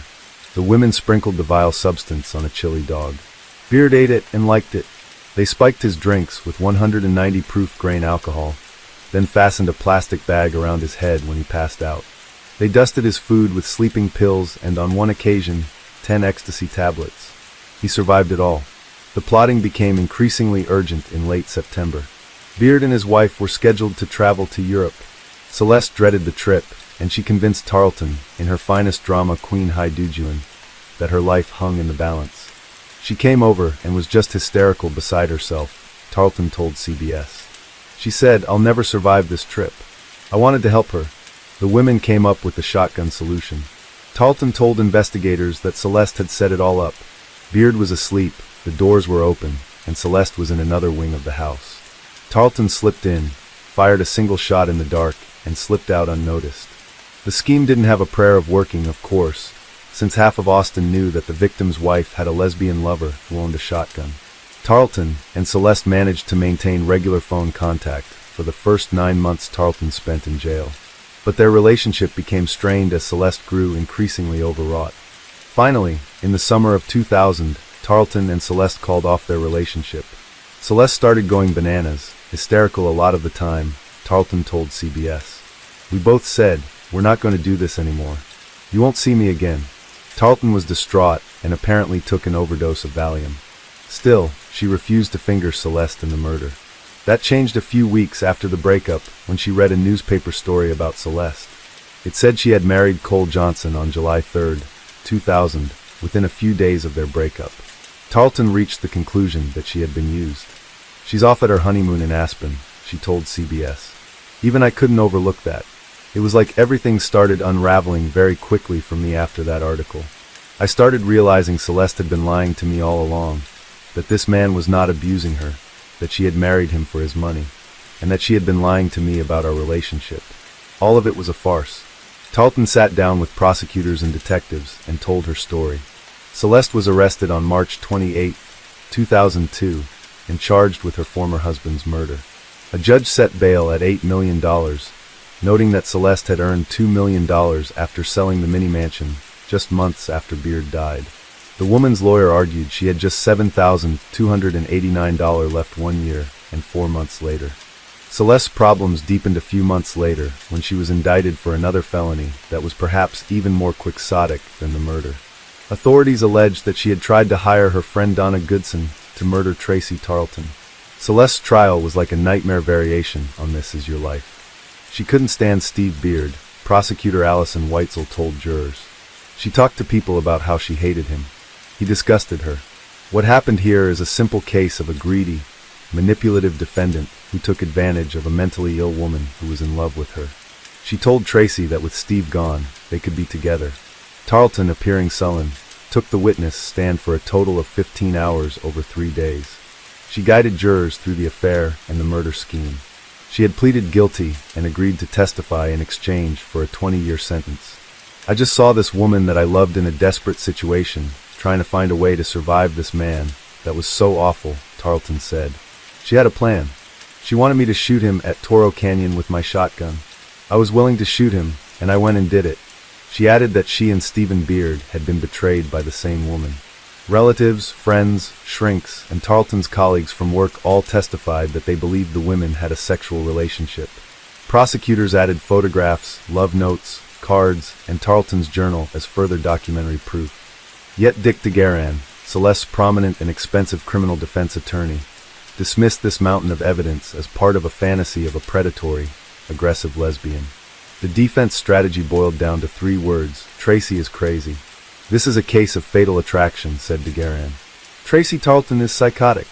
She's been diagnosed as having delusions, as hearing voices that aren't there, as seeing things that aren't there."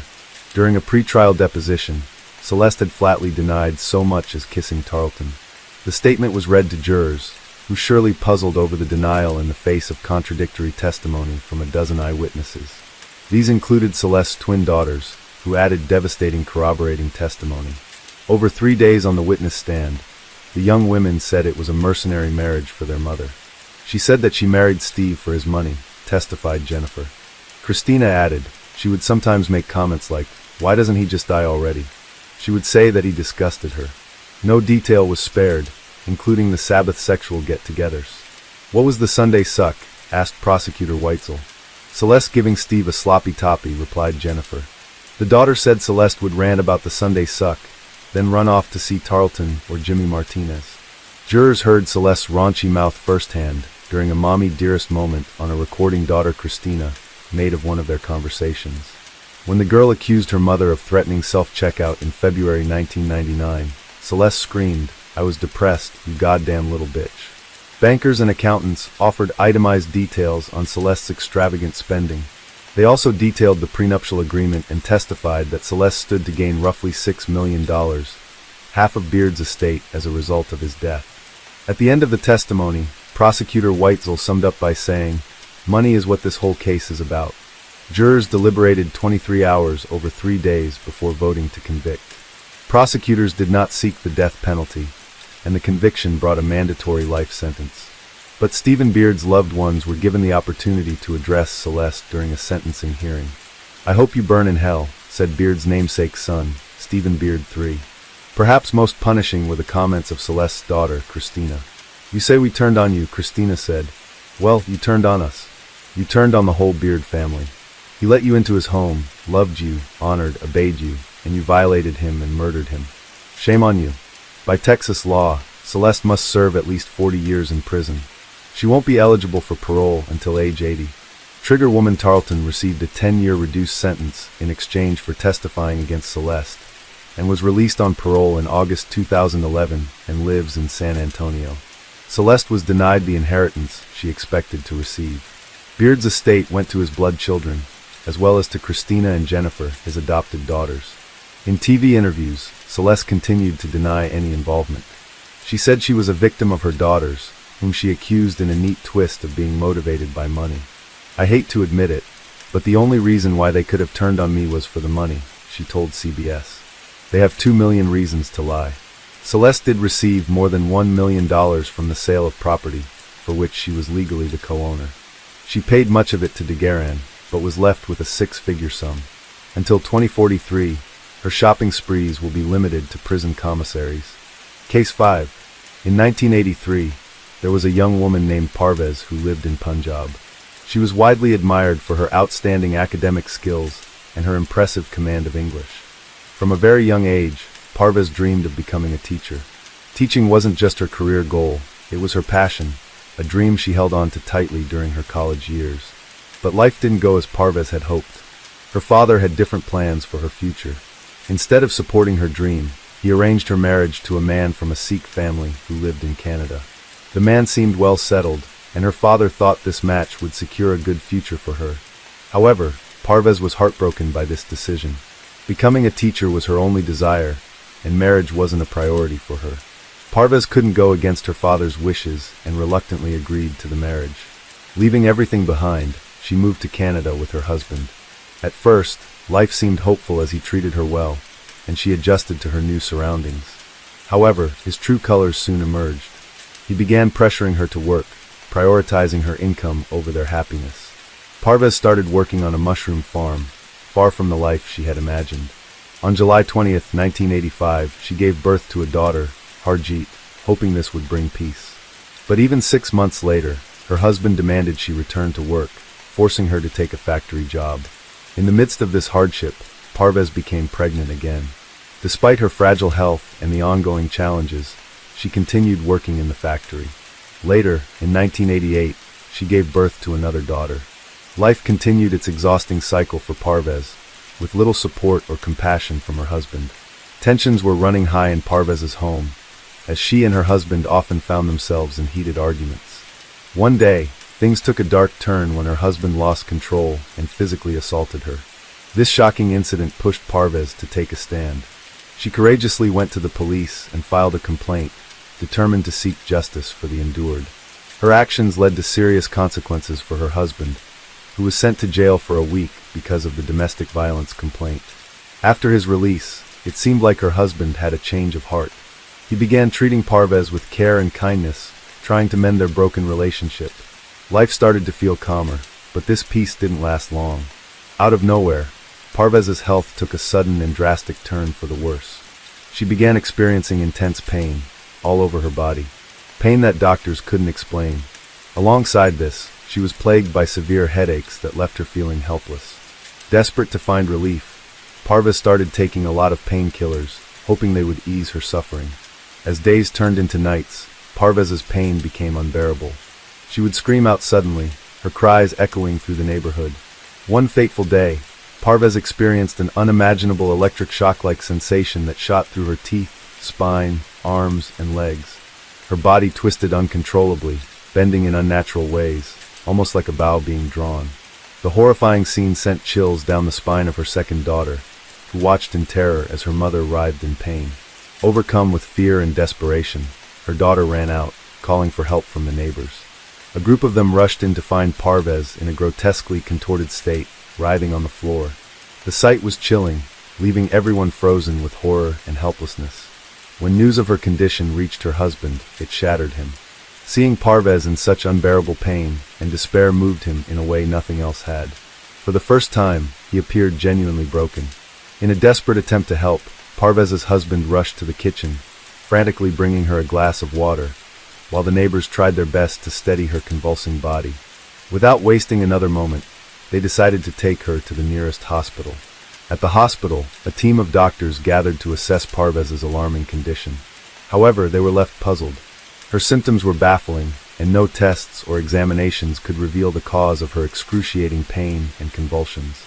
As her condition deteriorated further, the doctors made the grave decision to place her on life support, in an attempt to keep her alive, while they explored every possible treatment option.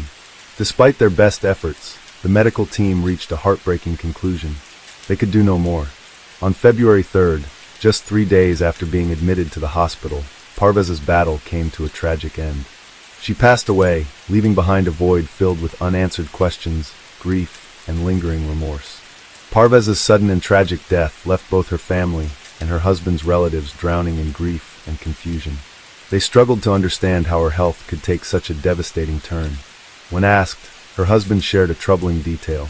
Parvez had been suffering from severe headaches and was taking medication prescribed by a doctor. He feared these medications might have triggered the mysterious symptoms that ultimately claimed her life. What really happened to Parvez? Were her symptoms a tragic reaction to the medication, or was there something far more sinister behind her death? Let's go back to Parvez's story, or more specifically, what happened a year and a half after her death. On June 23, 1988, in the quiet town of Hamilton, Ranjit Singh lived a happy life with his wife, Lakhwinder Kaur. It was a normal evening like any other. Lakhwinder was in the kitchen, washing dishes after finishing the dinner work. Ranjit was sitting in the living room, relaxing on the sofa and watching TV. Suddenly, a loud and terrifying scream broke the silence of their home. Startled, Lakhwinder ran to the living room, her heart pounding with fear. What she saw made her freeze in shock. Ranjit's body was bent in strange ways, his face twisted in pain, his arms and legs were moving wildly, as if he was fighting something no one could see. His cries of pain filled the house, making Lakhwinder's fear grow even stronger. She stood there, not knowing what to do or how to help. What could have caused such a horrifying episode? Could there be a link to Parvez's strange and tragic death, or was this something entirely different? Stay with us as we uncover the shocking details that connect these events, unraveling a case that left an entire nation in disbelief. As Lakhwinder struggled to lift her husband, Ranjit, she realized his weight was too much for her to manage. Overwhelmed with panic, she quickly called emergency services. Within minutes, an ambulance arrived, and Ranjit was rushed to the hospital. Doctors worked quickly, conducting a series of tests, but the results left them puzzled. Ranjit's body showed no visible injuries or signs of any serious illness. With no clear answers, they speculated that he might have suffered a heart attack, though they couldn't confirm it with certainty. Distraught and unsure of what had truly happened, she informed Ranjit's family and close friends, including his business partner, Sukhwinder Singh. Sukhwinder was deeply shaken by the news. He had placed immense trust in Ranjit, not just as a partner, but also as a close confidant. The shock of Ranjit's sudden passing left him heartbroken and worried about the future of their shared business, which now hung in uncertainty. The questions surrounding Ranjit's death only added to the growing unease, leaving everyone grasping for answers. After Ranjit's funeral was over and the family had said their goodbyes, life began to move forward, though slowly and painfully. Sukhwinder Singh, Ranjit's trusted business partner, stepped in to take charge of managing their business. But as he took on this responsibility, a surprising twist in their professional relationship came to light. Ranjit and Sukhwinder had earlier taken out a joint life insurance policy worth $2 lakh. This policy had a very unusual condition. If one of them passed away, the insurance money would go directly to the surviving partner. They had made this arrangement to ensure that their business wouldn't suffer financially if either of them died in an accident. After Ranjit's sudden death, the insurance payout was meant to go to Sukhwinder Singh, as he was the surviving partner. However, there was a process that had to be followed before the money could be handed over. The insurance company required a full investigation into Ranjit's death to ensure there was no suspicious cause or foul play involved. An officer from the insurance company was assigned to the case. This officer's job was to examine every detail surrounding Ranjit's death and prepare a thorough report. Only after the report was submitted and approved would the insurance company release the $2 lakh payout to Sukhwinder Singh. And now, the story takes a shocking turn. Cliff Elliott, the life insurance company's claim investigator, arrived at Sukhwinder Singh's house in Hamilton to verify the details of the insurance claim. As part of his routine, he carefully reviewed all the insurance documents. Everything appeared to be in order. No irregularities, no missing signatures, no errors. It seemed like a straightforward case. But as Elliot sat in Sukhwinder's living room, something unusual caught his eye. On the wall hung a picture of Guru Nanak, framed beautifully and placed with care. At first glance, it seemed like an ordinary photograph, common in many Sikh households. But something about it struck Elliot as oddly familiar. His mind raced back to another case he had handled more than a year ago. It was the mysterious death of a woman named Parvez, who had passed away under strange circumstances. While investigating that claim, Elliot had noticed a photo of Guru Nanak, the same size, the same frame, and the same color, hanging in her house. Yes, you guessed it right. Parvez's husband was none other than Sukhwinder Singh. The same man who had claimed the insurance money after his wife's mysterious death was now at the center of another similar case. Cliff Elliott sat frozen for a moment, the weight of this revelation sinking in. 2 deaths, 2 massive insurance claims, and one man at the heart of both. This couldn't be a coincidence. Elliot found the situation deeply suspicious. Convinced that something sinister might be at play, Elliot reached out to the Hamilton police and shared his findings. He explained how, within just 1.5 years, Sukhwinder Singh had lost 2 people very close to him, his wife Parvez and his business partner Ranjit, both under mysterious circumstances. In both instances, Sukhwinder had received a large sum of insurance money, raising serious doubts about his possible involvement. The Hamilton police were immediately intrigued. The situation struck them as highly unusual, and they agreed that it warranted further investigation. And what they found next was something no one could have imagined. While looking into the deaths of Parvez and Ranjit, the detectives discovered that there were 3 more mysterious deaths connected.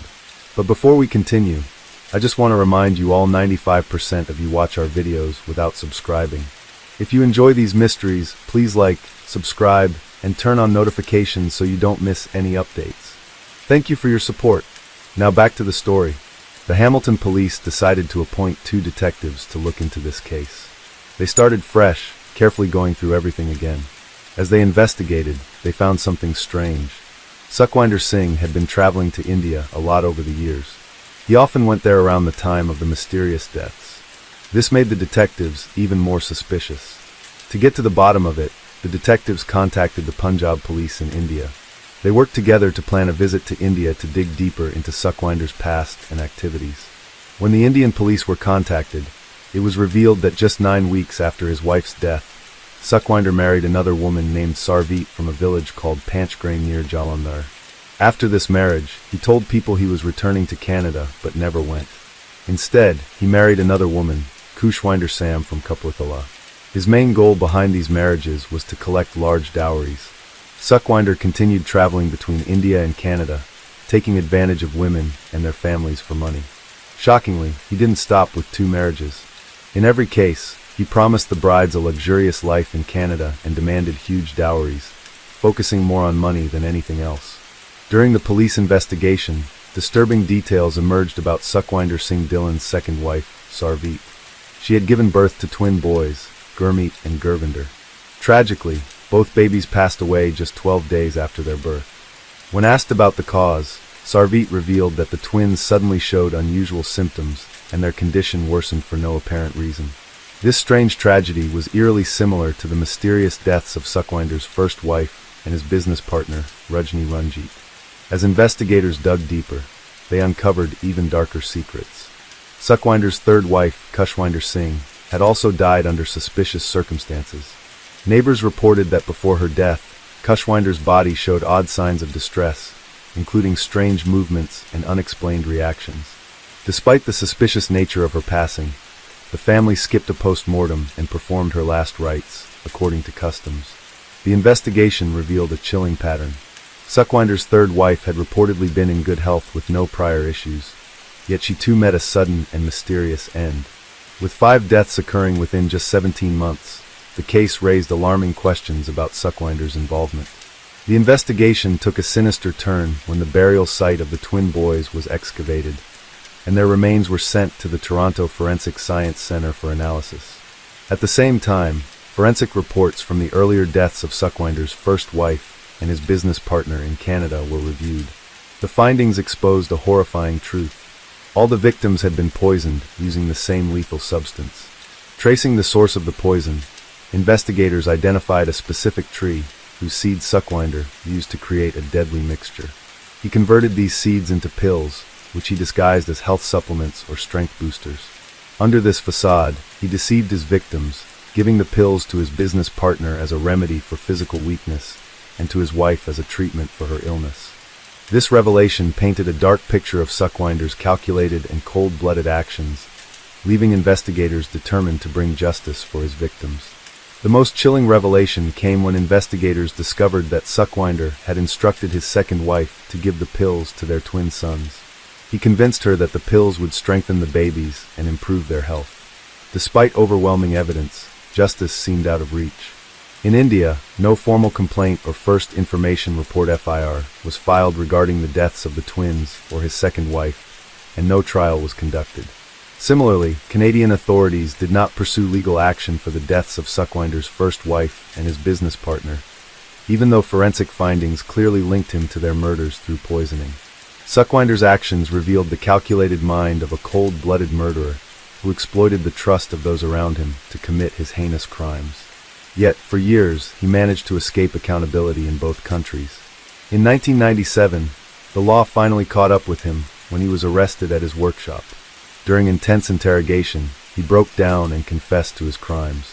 After a lengthy trial, Suckwinder Singh Dhillon was sentenced to life imprisonment on August 1, 2001, with a minimum term of 25 years.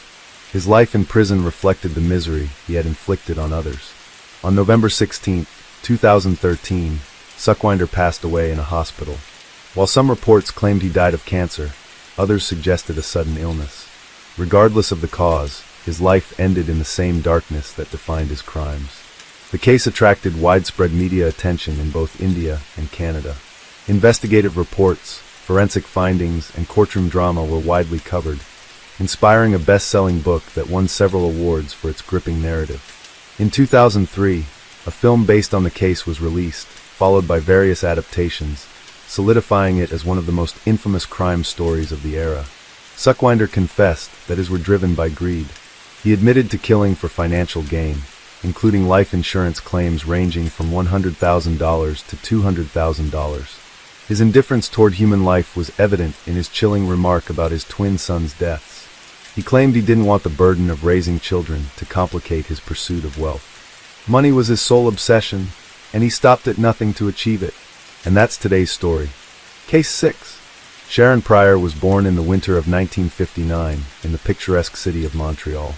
Her mother, who was born in Great Britain, had immigrated to Canada with her family at a young age and spent her entire life there. It was in Canada that fate brought her together with her future husband, George, who served in the Canadian Army. The young couple fell in love at first sight and soon got married. Shortly after, their firstborn child, Sharon, came into the world. Just a couple of days before the little girl's second birthday, her mother gave birth to 2 more children twins named Doreen and Maureen. In 1962, George was transferred to the city of Manitoba for military service, where he moved with his family. Their new home was located in one of the city's older neighborhoods, which was nevertheless considered quite safe and peaceful. Sometime after the move, the couple welcomed another child, a son they named George Jr. Unfortunately, soon after this, problems began to arise in the family, and the tension in the relationship reached a critical point. As a result, in 1965, the couple decided to divorce. George continued his military service and was often away, while his ex-wife and 4 children moved into an apartment in the city of Langley, which they were provided through a special assistance program for military families. It was a quiet and cozy place, ideal for raising children. The woman had no idea that even in such peaceful neighborhoods, true monsters in human form could be lurking. From childhood, Sharon was an incredibly kind, caring, and compassionate girl. She was always ready to help those in need, whether it was a person or a defenseless animal. The girl often picked up stray cats and dogs off the streets, especially those that had suffered from human cruelty or illness. She lovingly cared for them, nursed them back to health, and only then sought new owners for them. Sharon adored animals and dreamed of becoming a veterinarian in the future. In addition, the girl was passionate about sports and creativity. She attended a hockey club, art classes, and even took needlework lessons. It seemed that a wonderful future full of bright events and accomplishments awaited her. Her mother couldn't be more proud of her eldest daughter, who was growing up to be independent, responsible, and sensible beyond her years. Sharon always tried to avoid bad company and trouble, but unfortunately, even this did not save her from a fatal encounter with true evil. In 1975, life was going on as usual for the Pryor family.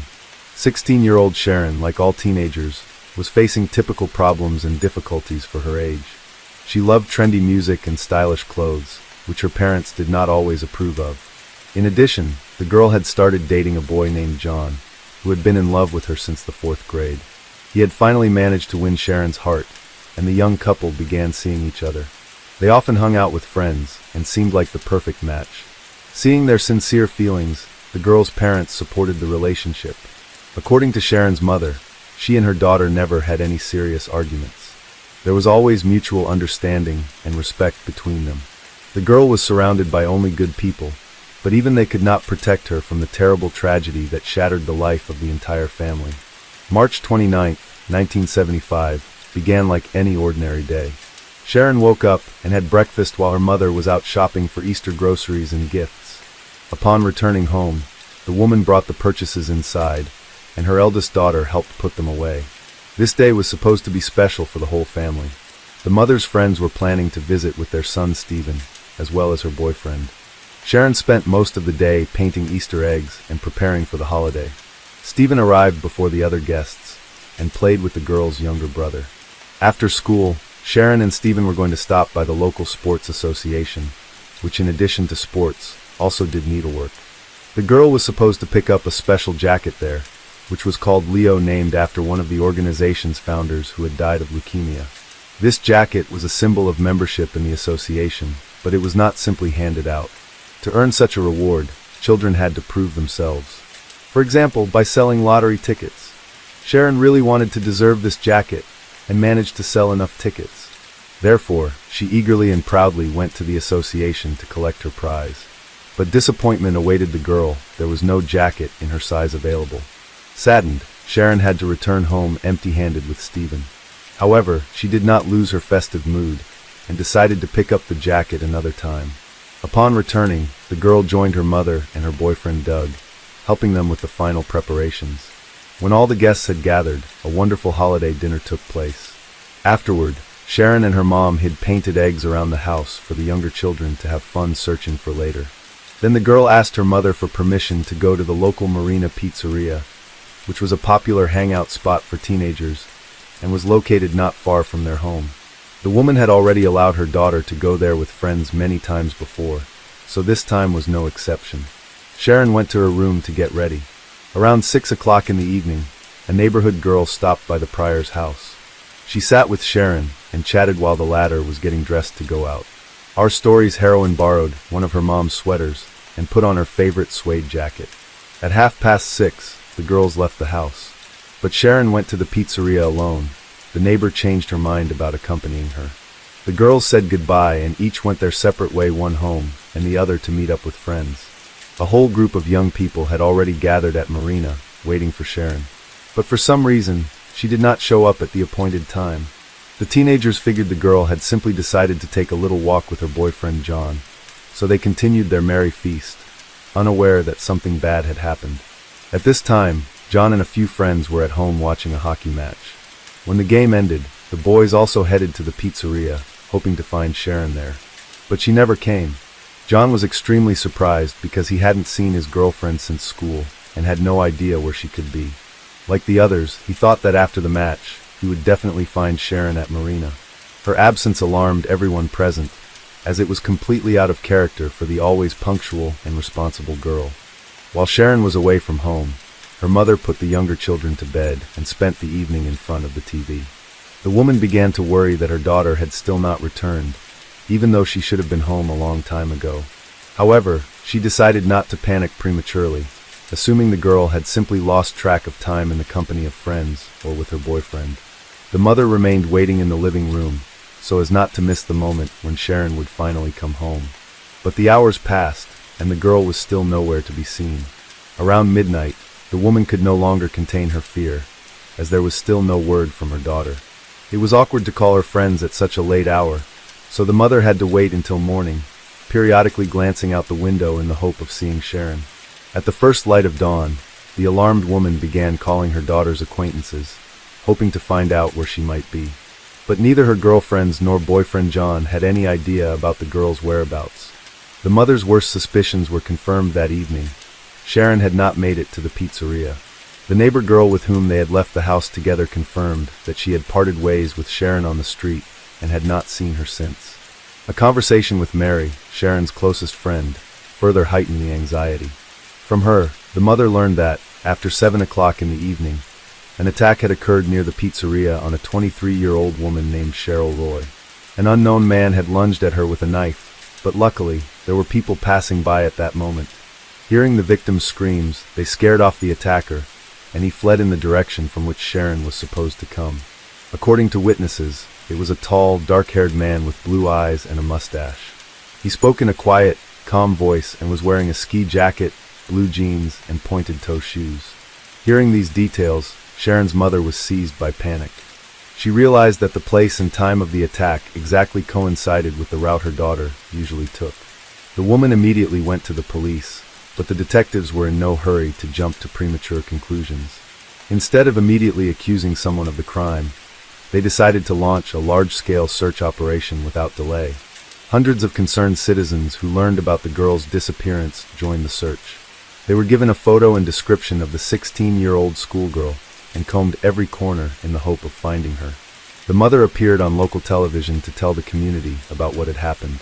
She begged anyone with any information to report it to the police and help find her daughter. Unfortunately, the search yielded no results. Several days passed, but no leads on Sharon's whereabouts emerged. The mother continued to believe that the girl would return home safe and sound. The police tried to maintain hope in her, although they themselves understood that after the critical 48 hours, the chances of finding the teenager alive were rapidly dwindling. Sharon had no reason to run away from home, no conflicts with her parents or problems at school. Her boyfriend John was a decent young man, and their relationship was filled with love and understanding. He definitely could not have hurt the girl, and in general, Sharon did not have conflicts with anyone and stayed away from bad company. That is why, at the beginning of the investigation, the police had neither suspects nor leads. Attempts to locate the knife-wielding man seen in the area also proved fruitless. The tense silence dragged on, exhausting the missing girl's mother, who continued to hope for a miracle. On the morning of April 1st, around 6 o'clock, the woman woke up and looked out the window. What she saw seemed extremely suspicious to her. A young man came out of the house of Sharon's friend, crossed the street, and took the newspaper left on the doorstep of their home. Gripped by a bad premonition, the mother called out to him, trying to understand what made the guy get up so early and steal someone else's newspaper. But instead of answering, he only quickened his pace, hurrying to leave. The woman ran out into the street and caught up with the young man. He tried to hold onto the newspaper, but the distraught mother snatched it from his hands. The guy shouted, begging her not to look. But it was too late. On the front page was a photo of a girl's body found in the snow, just a few minutes' drive from their home in the suburbs. The woman was shocked not only by this terrible news, but also by the fact that police had not informed her, even though they should have. She learned the truth much later than her neighbors, who had read the morning papers. The mother tried to convince herself that the deceased was not Sharon, but simply some schoolgirl who resembled her. Finally composing herself, she called the police to dispel the chilling suspicion. The detectives replied that they were not yet certain of the victim's identity and invited the woman to come for identification. She was so horrified that she could not bring herself to do it, so she asked her ex-husband to go in her place. The entire neighborhood was in shock, as the girl in the photo did indeed bear a strong resemblance to the missing Sharon. Moreover, her clothing exactly matched the description the mother had given to the police. The father immediately recognized his daughter in the deceased, leaving no doubt. The 16-year-old schoolgirl was dead. Her body was discovered by a local resident who had learned about the girl's disappearance from the newspapers. When he saw the corpse, he immediately realized that he had found Sharon. The man promptly reported the terrible find and the fact that someone had trespassed on his property. He always kept all the doors locked, but on Tuesday, he noticed that the lock was broken, although there were no signs of a break-in, as if the perpetrator had used his own key, even though only the owner had free access to the house. Going out to the driveway, the man saw a woman's body, naked from the waist down. At the same time, nothing was missing from the house. Jack could not understand why someone had dumped the corpse on his property. The police arrived at the scene and began a murder investigation. Law enforcement officers immediately noted the brutality of the crime. There were numerous traces of beatings, bruises, and hemorrhages on the body. The victim was wearing only a suede jacket and a blue sweater, completely undressed below the waist. Her jeans were found a few meters from the body, and her underwear was hanging in a nearby tree. The mouth was taped with a heavily chewed tape tangled in her hair. The girl was posthumously clutching it in her hand, apparently. She had been trying with her last strength to free herself. Traces in the snow indicated that Sharon had tried to get up, meaning the killer had left her to die while she was still alive. The tortured schoolgirl simply did not have enough strength to save herself. Law enforcement officers also found other physical evidence at the crime scene. About 50 feet from the dead girl, tire tracks remained on the ground. A barely noticeable trail of blood droplets led from this point to the body. Since there were no signs of dragging, the detectives assumed that several people might have been involved in the murder. No dirt was found on Sharon herself, her socks, or her shoes, so she had not crawled on her own. Most likely, she was carried out of a car and left to die in the cold. Not far from the tortured schoolgirl lay a man's shirt. The victim's wrists bore traces of being tied up, apparently. She had been bound with this very garment. The find helped establish that the prime suspect in this brutal crime was quite tall. Near the gatepost, he left another important clue, a clear shoe print. A receipt for the Leo jacket, which the unfortunate girl never had a chance to receive, was also found there. The results of the forensic examination showed that Sharon's death had occurred just a few hours before the body was discovered. Obviously, she'd been held captive from Saturday to Tuesday, subjected to abuse and rape. There were characteristic marks of strangulation on her neck. The girl had choked on her own blood. Forensic experts also recorded that her ribs were literally crushed. It appeared as if the executioner had been kneeling on the victim's chest. In addition, the poor girl had suffered a severe head injury and internal bleeding. Her body was covered with numerous stab wounds, and her jaw was broken on both sides. The nose was also smashed, and the cheek was torn by her own knocked-out tooth. Hundreds of townspeople came to the local Presbyterian church to say goodbye to Sharon Pryor. Her mother could barely stand, paralyzed by grief. The only thing she could think about at that moment was for the murderer to be caught and punished as soon as possible. 3 blocks away from Sharon's brutal murder, Canada had already faced a similar crime against a minor. On July 9, 1974, in Stugai, 12-year-old Norma O'Brien was brutally killed. That evening, she had left home intending to play water polo at the pool. But upon arriving, the girl found that it was closed for repairs. Norma turned around and started walking home. She never made it there. That same evening, her parents raised the alarm, reporting their daughter missing. They categorically rejected the possibility of her running away, so the search began immediately. The next day, the schoolgirl's mutilated, half-naked body was found in a field near the pool. There were striking parallels between the murders of Norma and Sharon. Both girls were partially undressed, raped, brutally beaten, and strangled. Moreover, the attack sites were located within a half-hour drive of each other. This led to the idea that the crimes could have been committed by the same maniac. But the investigators had no leads. Already after the massacre of Sharon on June 23, 1975, another girl went missing in Stugai, 14-year-old Debbie Fisher. She was returning home on a red bicycle, but never arrived. The next day, her naked body was found in the woods. Unlike the previous victims, Debbie had not been raped. The cause of death was a blow to the head with a rock. Soon, a 17-year-old boy was arrested for this crime, and he confessed to the deed. Due to his status as a minor, his name and photo were not disclosed. The killer recounted that on that day, around 6:30 in the evening, he was riding home from work on his moped. Suddenly he spotted Debbie pedaling her bicycle with a bottle of milk in her hand. He scrutinized the girl closely, and a chilling plan took shape in his mind. After greeting her, to which she responded in kind, the guy overtook her and hid his moped in the bushes. Then he sat down on the curb and pretended to be crying. Debbie, seeing this, stopped. The young man asked her to come closer, which she did. At that very moment, the scoundrel grabbed the girl and began groping her. Snatching the bottle from her hands, he hurled it into the field, and then, with all his might, he struck Debbie on the head with a rock. The schoolgirl lost consciousness. Hiding her bicycle in the bushes, the pervert tried to rape the victim but failed. Enraged by the setback, he hit the girl with the rock once more. Debbie died from the injury sustained. The criminal hid the lifeless body in an abandoned car in the woods and fled on his moped. Later, Debbie Fisher's murderer also confessed to killing Norma O'Brien a year earlier, but he insisted that he had nothing to do with Sharon Pryor's death. At the time of her demise, the young man had a confirmed alibi, so he was not considered a suspect in this case. He was convicted only for the murders of the two other girls. However, given his minor status, the punishment was not too severe, a few years behind bars. Now, the former juvenile killer lives and works in Montreal. At the site where Sharon Pryor's body was discovered, the police collected a lot of evidence that should have led them to the murderer. The detectives hoped to solve this case within a matter of days, but reality proved far from their expectations. 13 months had passed, and the investigators still did not have a prime suspect against whom they could bring an official charge. Law enforcement officers questioned 38 individuals who had somehow crossed paths with the girl on that fateful evening. 6 of them were detained, as they fit the description.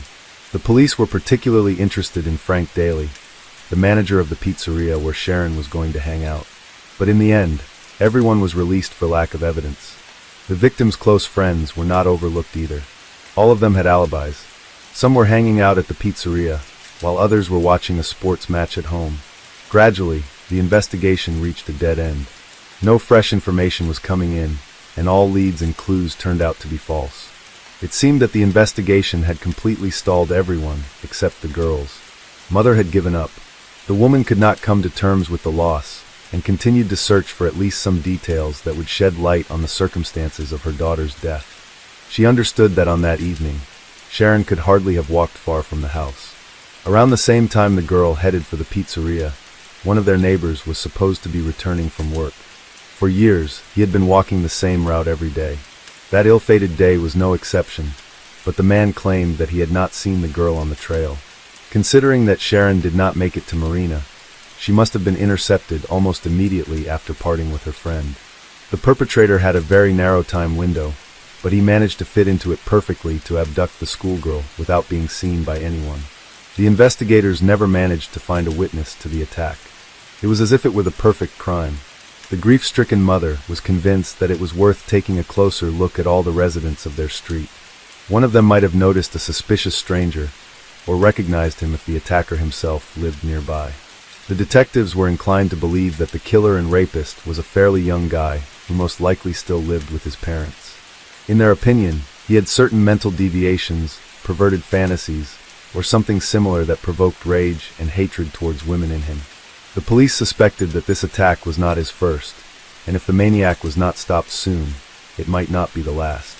The investigators were also sure that several people were involved in the abduction and abuse of poor Sharon. The investigators considered the possibility that the elusive knife-wielding attacker, who had assaulted another girl named Cheryl around the same time, might have been involved in the crime. Back then, he was thwarted by passers-by, so the perpetrator was forced to flee.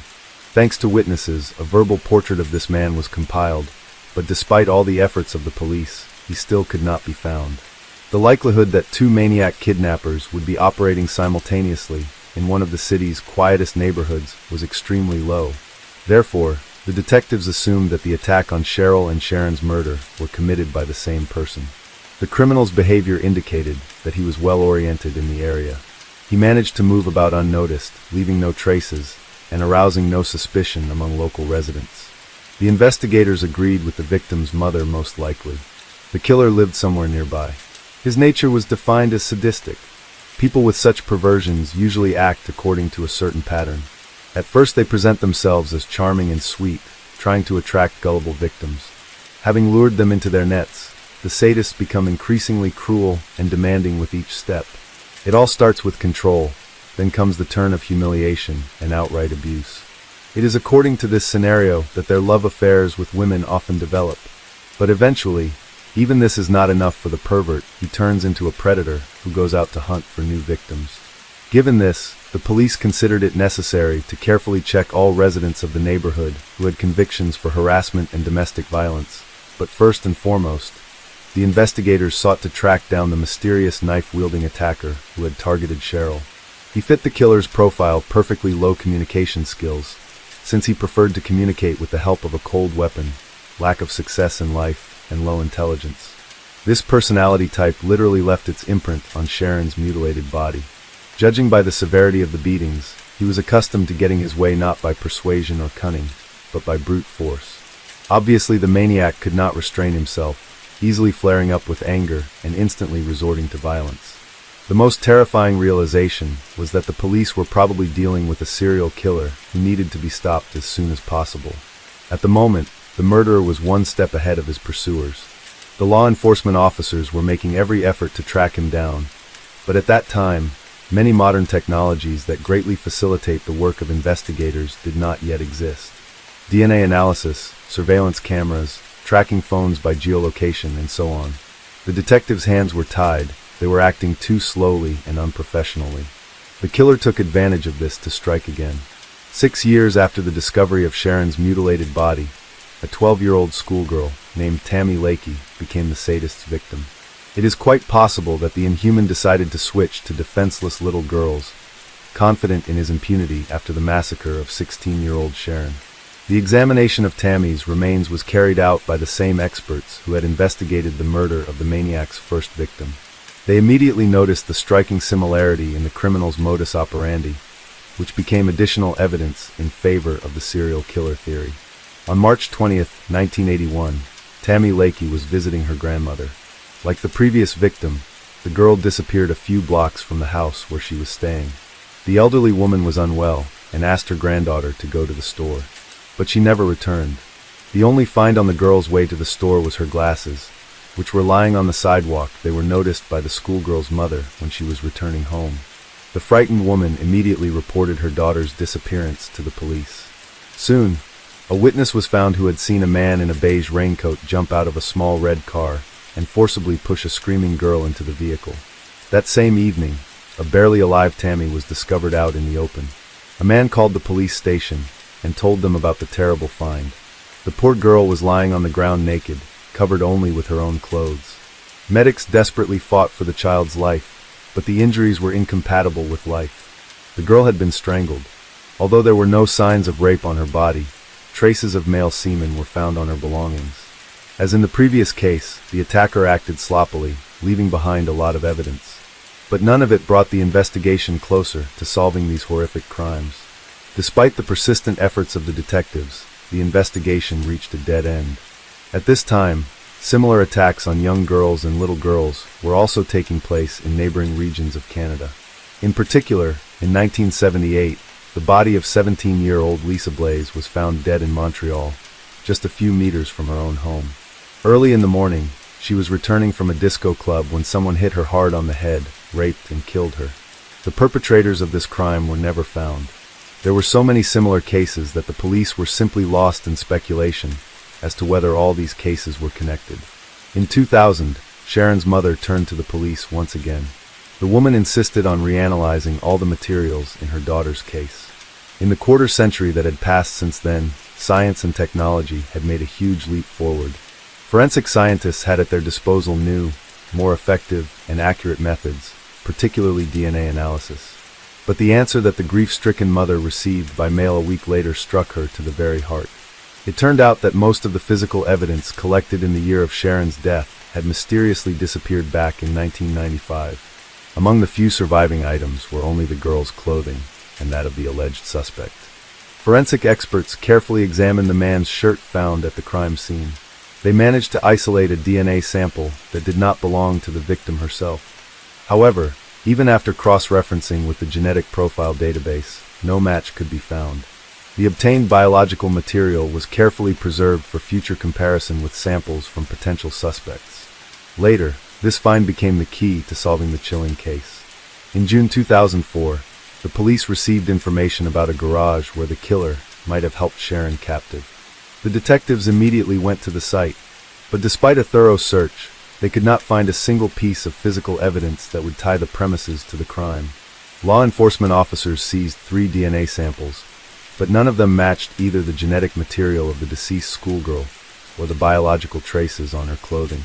In the end, this lead was deemed unpromising.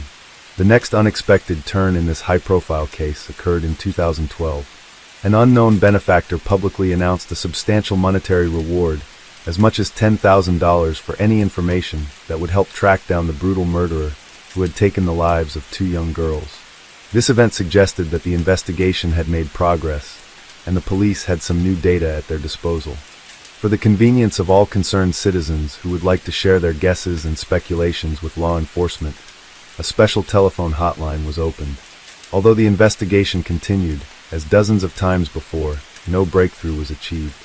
The investigators returned once again to the unsolved episode with the attack on Cheryl, hoping to finally establish the identity of the perpetrator. The girl who had chased away the knife-wielding attacker and managed to get a good look at his face agreed to undergo a hypnosis session. In an altered state of consciousness, she was shown photographs of various men, including the infamous serial killer William Patrick Fife. It was him that the witness identified as bearing a strong resemblance to that man. Patrick turned out to be a Canadian maniac, whose guilt in the deaths of 5 women in Montreal was proven in court. Although he himself claimed that he had at least 9 victims, the rest of the bodies could not be found. The detectives had long suspected that Fife might be involved in the murders of young girls, and had tried in every way to find a connection between him and these chilling crimes. However, the experienced murderer persistently denied his guilt, claiming that he had first taken someone's life no earlier than 1979. Recall that Sharon was brutally killed back in 1975. The charges against Patrick in this case remained mere assumptions. Later, law enforcement officers tried to link the deaths of the schoolgirls with other dangerous Canadian criminals.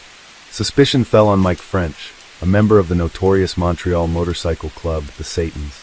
In 1975, when the bloody massacre of Sharon took place, Mike lived in the same area, and 2 years later, he moved to another city with his parents.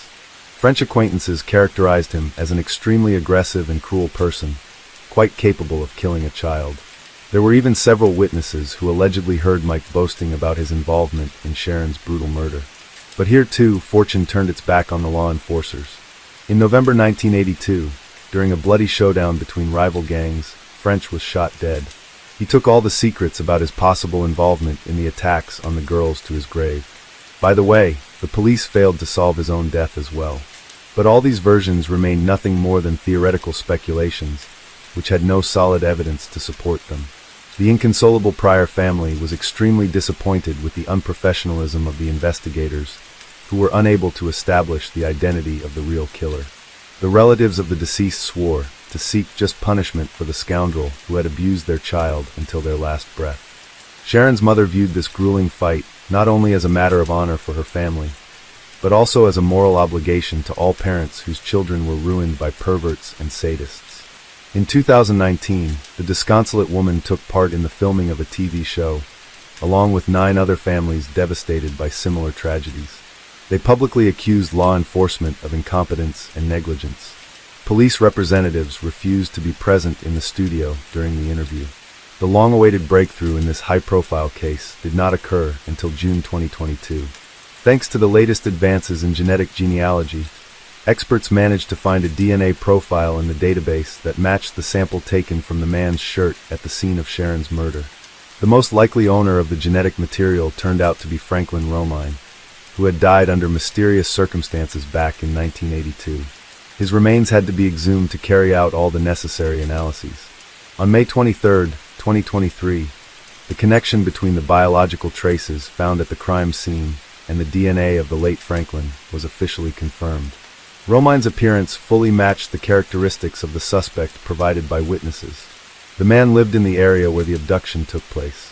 His car perfectly matched the tire tracks found near the unfortunate Sharon's body. Franklin had a dark criminal past. In particular, he had already been convicted of assault and rape. All these facts finally allowed the dots to be connected in this chilling story. There was no one to put in the dock, of course, but at least the investigators were able to officially close the case and inform the victim's relatives who had committed this heinous crime. The murder of the 16-year-old schoolgirl was solved thanks to modern DNA analysis techniques and the persistence of her loved ones, who had tirelessly sought the truth for nearly half a century. This is where our today's Case 6 comes to an end.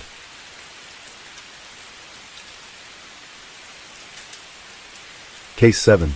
Michalina Lewandowska was born in Poland to parents Jan and Miroslava Lewandowska. The couple had 2 other daughters in addition to Michalina. In 2005, when Michalina was 21, she met 19-year-old Marcin Kasprzyk. They met in a shop near her parents' home in Lesicin, a village in southwest Poland. The couple began dating, and within a year, Marcin proposed to Michalina. The couple moved from Poland to the UK in 2006 to find work and begin their new life together. In the UK, they moved into Marcin's parents' home in Finade Bridge. Their relationship had its ups and downs, but toward the end of 2007, Michalina was pregnant, and the couple welcomed his son in April of 2008. They named him Jakub. As the relationship continued to deteriorate, the couple called off the engagement. They still continued to live together, however, and Michalina held out hope that they'd work through their problems, particularly since they had a child. She continued to wear her engagement ring, never losing hope. But by 2011, it was clear to both Michalina and Marcin that there was no future for their relationship. Marcin didn't spend any time with Michalina, preferring to, instead, spend every day at the gym bodybuilding. Until one day, Marcin invited Michalina to take in some shopping with him and his friend, 18-year-old Patrick Boris. Given that Marcin had not wanted to spend any time with Michalina whatsoever recently, she was surprised but pleased. She wondered whether this might be a turning point, suspecting that Marcin's feelings may be softening toward her. With their 3-year-old son Jakub staying with Marcin's mother that day, Michalina eagerly went to put her makeup on in the bathroom. She could faintly hear the men outside of the bathroom talking. When she emerged from the bathroom, she immediately encountered Marcin and Patrick, with what she called a chilling smile on their faces. Without time to process what was happening, Marcin told Michalina that he wanted to show her something. That something was a 300,000-volt stun gun. He pulled it out of his pocket and told her he was going to show her how it worked. Then he shoved it against her neck. The electric shock the taser sent through her body was massive and agonizing. Marcin threw her to the floor and tossed her. She screamed for him to stop, but he was too strong. As she was convulsing in pain, the 220-pound or 100-kilogram bodybuilder put his knee and entire body weight on her chest to keep her down. At some point, he paused long enough for her to ask him if he planned to kill her. He told her that he was just taking her somewhere and to not be scared. Marcin and Patrick then used packing tape to cover Michalina's mouth and bind her wrists and ankles. Once fully bound, they tossed her again, then left her lie in the hallway for 6 hours. Michalina's mind raced. When the attack first began, she surmised that it may be some sort of cruel joke. But as she lay there barely conscious, it became clear what the 2 men's intentions were. She was determined to stay conscious, unsure of whether she'd ever wake up again if she did not. After nightfall arrived, the 2 men dragged a terrified Michalina into the kitchen. There, they discussed using a plastic bag, and Michalina was certain they were going to use one to suffocate her. But they didn't. Instead, they stuffed the fully bound young woman into a cardboard box, then began tightly securing it with packing tape. Michalina was not going down without a fight, though. She tried to scream through the tape covering her mouth, but Marcin just laughed and told her as calmly as someone exchanging "I have handed you for 4 years. You will never see your son again." Michalina would later recall, "I will never forget the look on his face." He was incredibly calm, which was even more worrying. The attackers finished sealing the box, carried it to Patrick's trunk, and placed it inside. They then drove quite a distance from what Michalina could tell. It was a remote wooded area. The men removed the box from the trunk and dragged their heavy cargo along the ground, Michalina feeling every painful rock they passed over on her back. The pair had pre-dug a shallow grave. They placed the box inside, then used a shovel to dump soil on top of her. And for good measure, they also placed an 88-pound or 40-kilogram tree trunk on top of the box to ensure Michalina would never get out alive. From within her cardboard prison, Michalina could hear a shovel digging the dirt, then the dirt hitting the box. She strained to hear what they were saying. She thought to herself, "This is it, I'm going to die." Still in intense pain, with her cramped and contorted position making it even worse, Michalina began to worry about suffocating. So she tried to calm herself and begin breathing as shallowly as possible. She laid still, listening for the sound of her attacker's car driving off. She didn't dare attempt to escape if they were still there, knowing they would kill her if she were somehow able to emerge. She thought of her son and knew she had to escape for him. She refused to die and leave him motherless, and the thought of never seeing him again was too much to bear. So she waited and listened, but she didn't hear any sounds of a car leaving. So after it had been so long, she had to risk it. She thought surely they had to have left by now. It was time to strategize. She was helpless and pain-contorted, bound and buried alive in a cardboard box. Then, she suddenly realized that she actually had something that could help her. Ironically, it was the very thing that Marcin had given her to symbolize their love, her diamond engagement ring. She took it off and used the sharp edges of the diamond to first cut the tape around her wrists, and then her ankles. Then, she put it back on and went for the cardboard. She just kept cutting and slashing at it with her ring until she could get her hand through a hole. Then, she began frantically pulling and tearing where she made the hole, but the dirt just fell through it. It was all over her clothes, her hair, her face. Having also removed the tape on her mouth, she began screaming in hopes that someone would hear her and come save her. Receiving no response, she started kicking and clawing at the cardboard again. She was incredibly weak, but just kept trying. Then, she somehow managed a hole large enough in the box to fit her head through, and she pushed up as hard as she could through the earth until her head emerged through the top. It was still dark, but she could see trees, leaves, and the sky. She was desperate for the fresh air and took in as much as she could. She was covered in dirt and exhausted, but there was still much to be done. As far as she could tell, she was in the middle of nowhere, and getting her head out was not going to be enough to save her in the darkness of night with a variety of wildlife in the area. She was able to force her arms above the surface.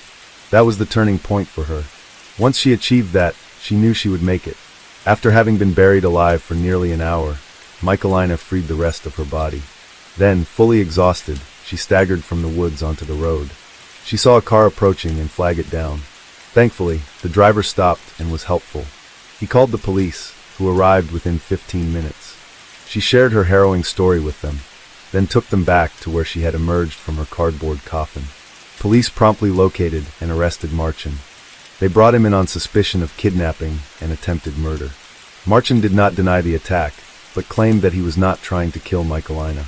He told them he merely intended to scare her and was going to return to retrieve her. But they couldn't buy it, particularly since they quickly discovered that after burying Michalina, Marcin and Patrick used her ATM card to withdraw £500, then return home to play video games.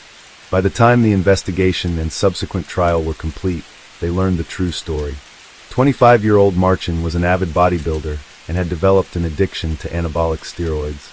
That addiction often caused him to experience fits of rage. And once he learned that Michalina decided to leave him and return to Poland with their son, he decided to dispose of Michalina and raise Jakub, along with the help of his own mother. He concluded that the two of them could do a better job than Michalina. They learned that Marcin told Michalina that she was not as attractive as the women he saw at the gym, and that he had changed his Facebook status to single, hoping to start a relationship with another woman. Then, when he put his murder plan into action, he was disappointed because they didn't perform as advertised. He expected it to paralyze Michalina. In court, Michalina, who spoke Polish, described her experience through an interpreter. He was putting the soil on top of me. I wanted to reply. I wanted to put my 2 fingers through the hole, but I was afraid if he could see it, he may break my fingers with the shovel. She continued, I thought about my ring, that I could take it off my finger and try to cut the tape with it. She described how she could hear music from a nearby pub, so she knew she couldn't be too far from civilization. Marcin's defense then tried to argue the same thing Marcin told police, that he did not intend to kill her, but was only trying to scare her. He noted how the box the men placed Michalina in had 2 hand holes, through which she could breathe.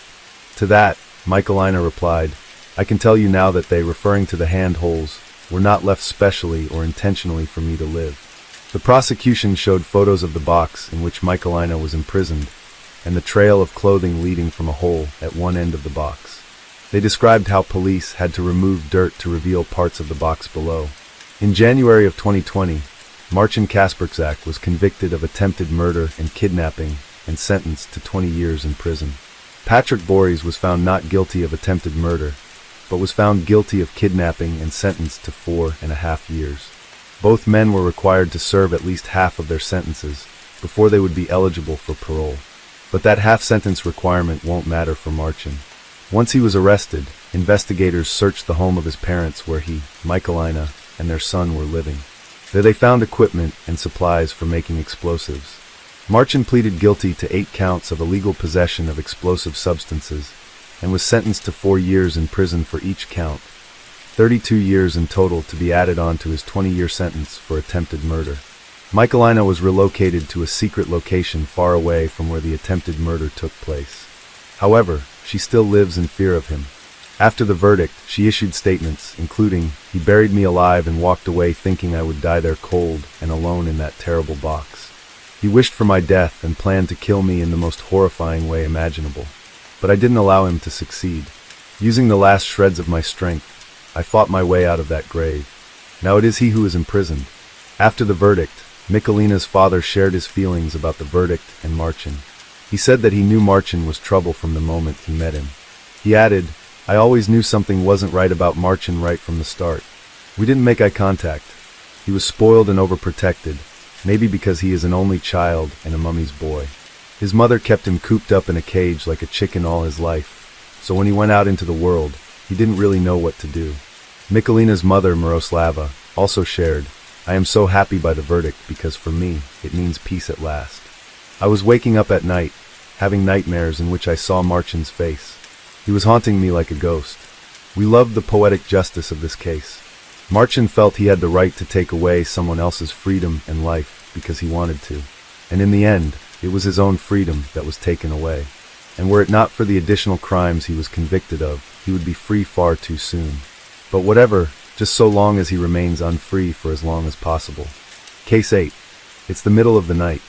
In 27-year-old Alison Bota, having just been brutally attacked, has just watched her assailants finally drive away, leaving her for dead.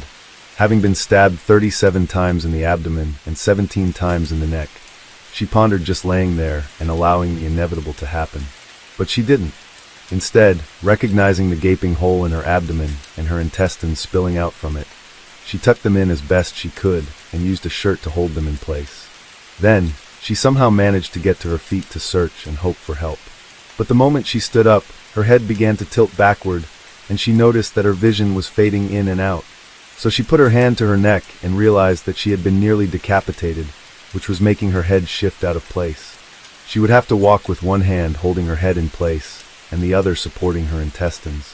This case is made doubly rare by both the extreme brutality of the attack and the attackers, as well as the miraculous survival of the victim, especially given the incomprehensible extent of her injuries. Let's dive in. Located on the southeastern coast of South Africa, sits the vibrant coastal city of Port Elizabeth. Bordering the Indian Ocean, the city is known for its beautiful beaches as well as being relaxed and laid back. Port Elizabeth is where Alison Bota was born on September 22, 1967, to parents Claire and Brian Bota.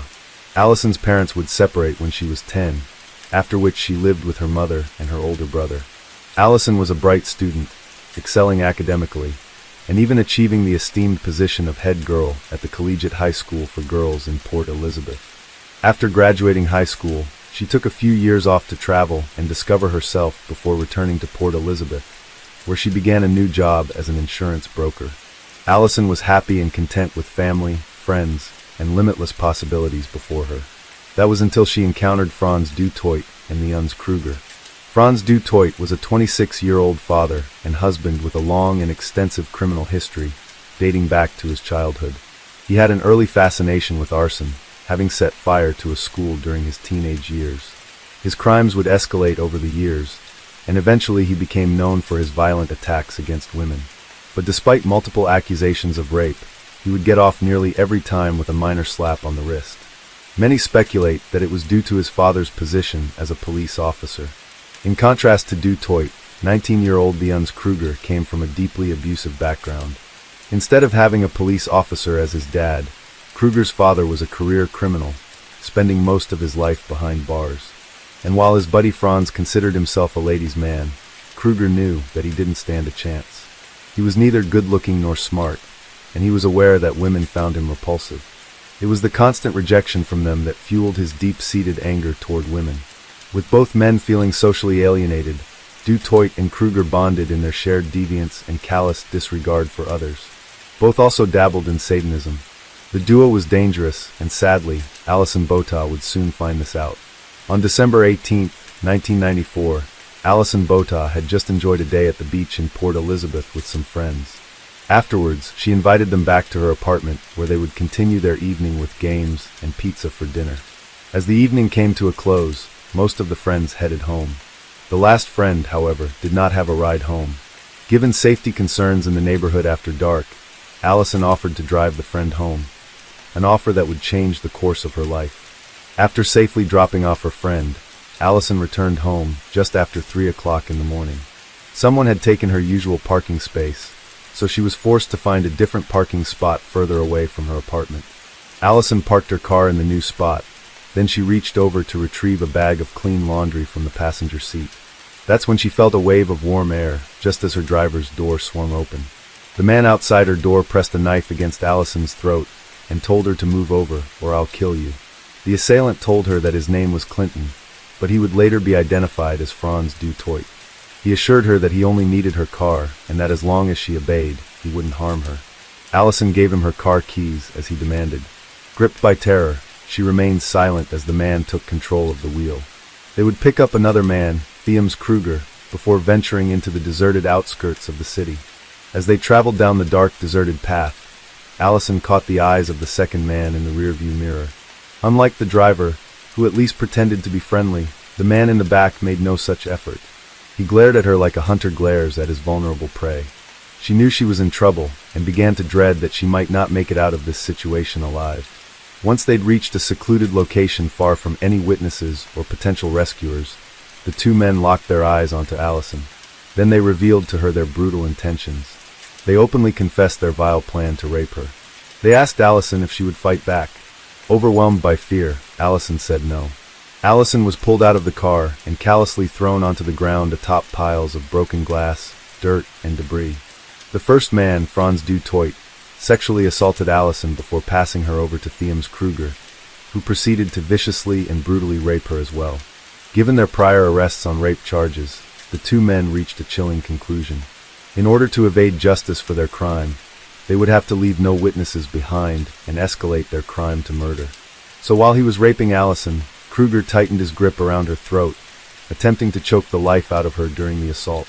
The strangulation resulted in a loss of bodily functions, and Alison evacuated her bowels, a reflex that would later prove to be life-saving. The strangulation caused her to drift in and out of consciousness, but she was still alive. Frustrated that she didn't seem to be dying, the pair decided to take the more brutal definitive route of stabbing Alison. They'd stab her 37 times in the abdomen. The attack was so vicious and concentrated in her abdominal area. Her flesh was torn wide open and her organs exposed. With such a brutal attack, Franz and Theams were certain that she was dead until Alison's leg twitched. So, in a final bid to end Alison's life, the pair ruthlessly inflicted an additional 17 stab wounds directly to her neck. Amidst the haze of her fading consciousness, Alison could see the vague silhouette of an arm swaying back and forth in front of her face, accompanied by a sickening wet sound, which she would soon realize was her own flesh being slashed open. She would later recall that, "All I could see was an arm moving above my face. His movements were making a sound, a wet sound. It was the sound of my flesh being slashed open. He was cutting my throat with a knife. I felt no pain, but it was not a dream. Do you think she's dead?" one of the attackers asked. The other replied, "No one can survive that." Satisfied that Alison was, indeed, dead, Franz de Troyes and Theams Kruger talked amongst themselves, using each other's real names as they climbed back into Alison's car to drive back to the city. Leaving her for dead would turn out to be the deadly pair's costly mistake. Alison was lying on the ground, severely injured but miraculously still breathing. She was sure she was going to die, but was determined to leave a message behind before she did. She used her fingers to scrawl two names into the dirt, Franz and Theams. Below the names of her attackers, she added another message, this time to her family, "I love Mom." But despite her dire situation, and how easy it would be to just succumb to her life-threatening injuries, Alison was not ready to give up. She could see headlights in the distance through the bushes. If she could make it to the road, she may have a chance at survival. So despite her exhaustion and the overwhelming odds against her, Allison mustered enough strength to start moving. While she continued to drift in and out of consciousness, her first order of business was to somehow secure her organs that were by now spilling out of the gaping hole in her abdomen. Having been stripped naked, she found her denim shirt nearby and tied it around her body in an attempt to hold her intestines in place. But it was not very secure. She initially started crawling, but then quickly realized that crawling was too time-consuming, so she decided to rise to her feet and walk. But after standing up, her head unexpectedly shifted backward and her vision faded in and out. Her attackers had sliced into her neck so extensively that she was nearly decapitated. She had no choice but to walk with one hand supporting her intestines and the other holding her head in place. She would later recall, "I pulled my head forward with my free hand and my vision returned, at least temporarily. I fell many times, but managed to get up again until I finally reached the road." On the road is where Allison's luck would finally change. Once she arrived, she was thoroughly exhausted. But despite her condition and all that she'd endured, she had the presence of mind to target the best place to position herself to draw attention. She collapsed in the middle of the road on the white line. She remembers a car approaching after that, slowing down, but then continuing on once they saw her naked, bloodied, brutalized body. Then another car. This one contained some vacationing friends from Johannesburg, one of whom was Tyann Eilert, a young veterinary student. Tyann and his friends were horrified at the sight of the bloodied, mutilated body in the road and immediately stopped to help. Tyann leaped out of the car, taking Allison's trembling hand. He offered what comfort he could to the barely conscious Allison. Drawn on his veterinary knowledge, he tended to her exposed thyroid and fashioned his shirt into a makeshift bandage to stem a flow of blood from Allison's ravaged neck. To keep her conscious, Tyann asked Allison simple questions. Without the ability to speak, Allison communicated by silently squeezing the stranger's hand, once for yes, twice for no. Tyann would later recall, "God put me on that road that night for a reason." He would spend a full 45 minutes talking with her, asking questions and comforting her, until an ambulance finally arrived after what should have been just a 15-minute drive. The paramedics' expressions upon first seeing Allison were telling. Anyone who saw her didn't think that she would make it through such a brutal attack. When it was time to move Allison to the ambulance, she refused to let go of Tyann's hand, so he rode along with her to the hospital.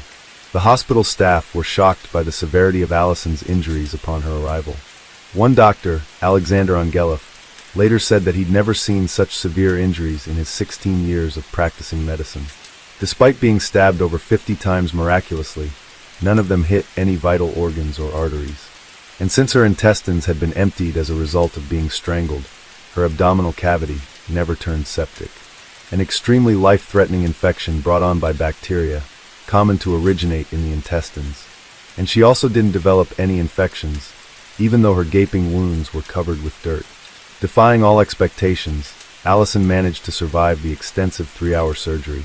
As a result of her throat injuries, a breathing tube was inserted into her windpipe, and even though she was not able to speak, she was still able to identify the 2 men responsible from a photo lineup presented by detectives.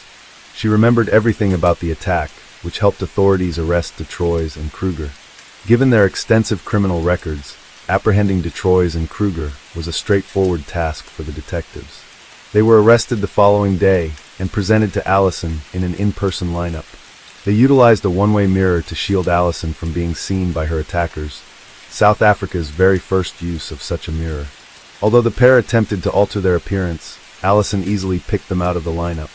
Dubbed the Ripper Rapist by the media, the despicable pair faced a litany of charges, including kidnapping, rape, and attempted murder.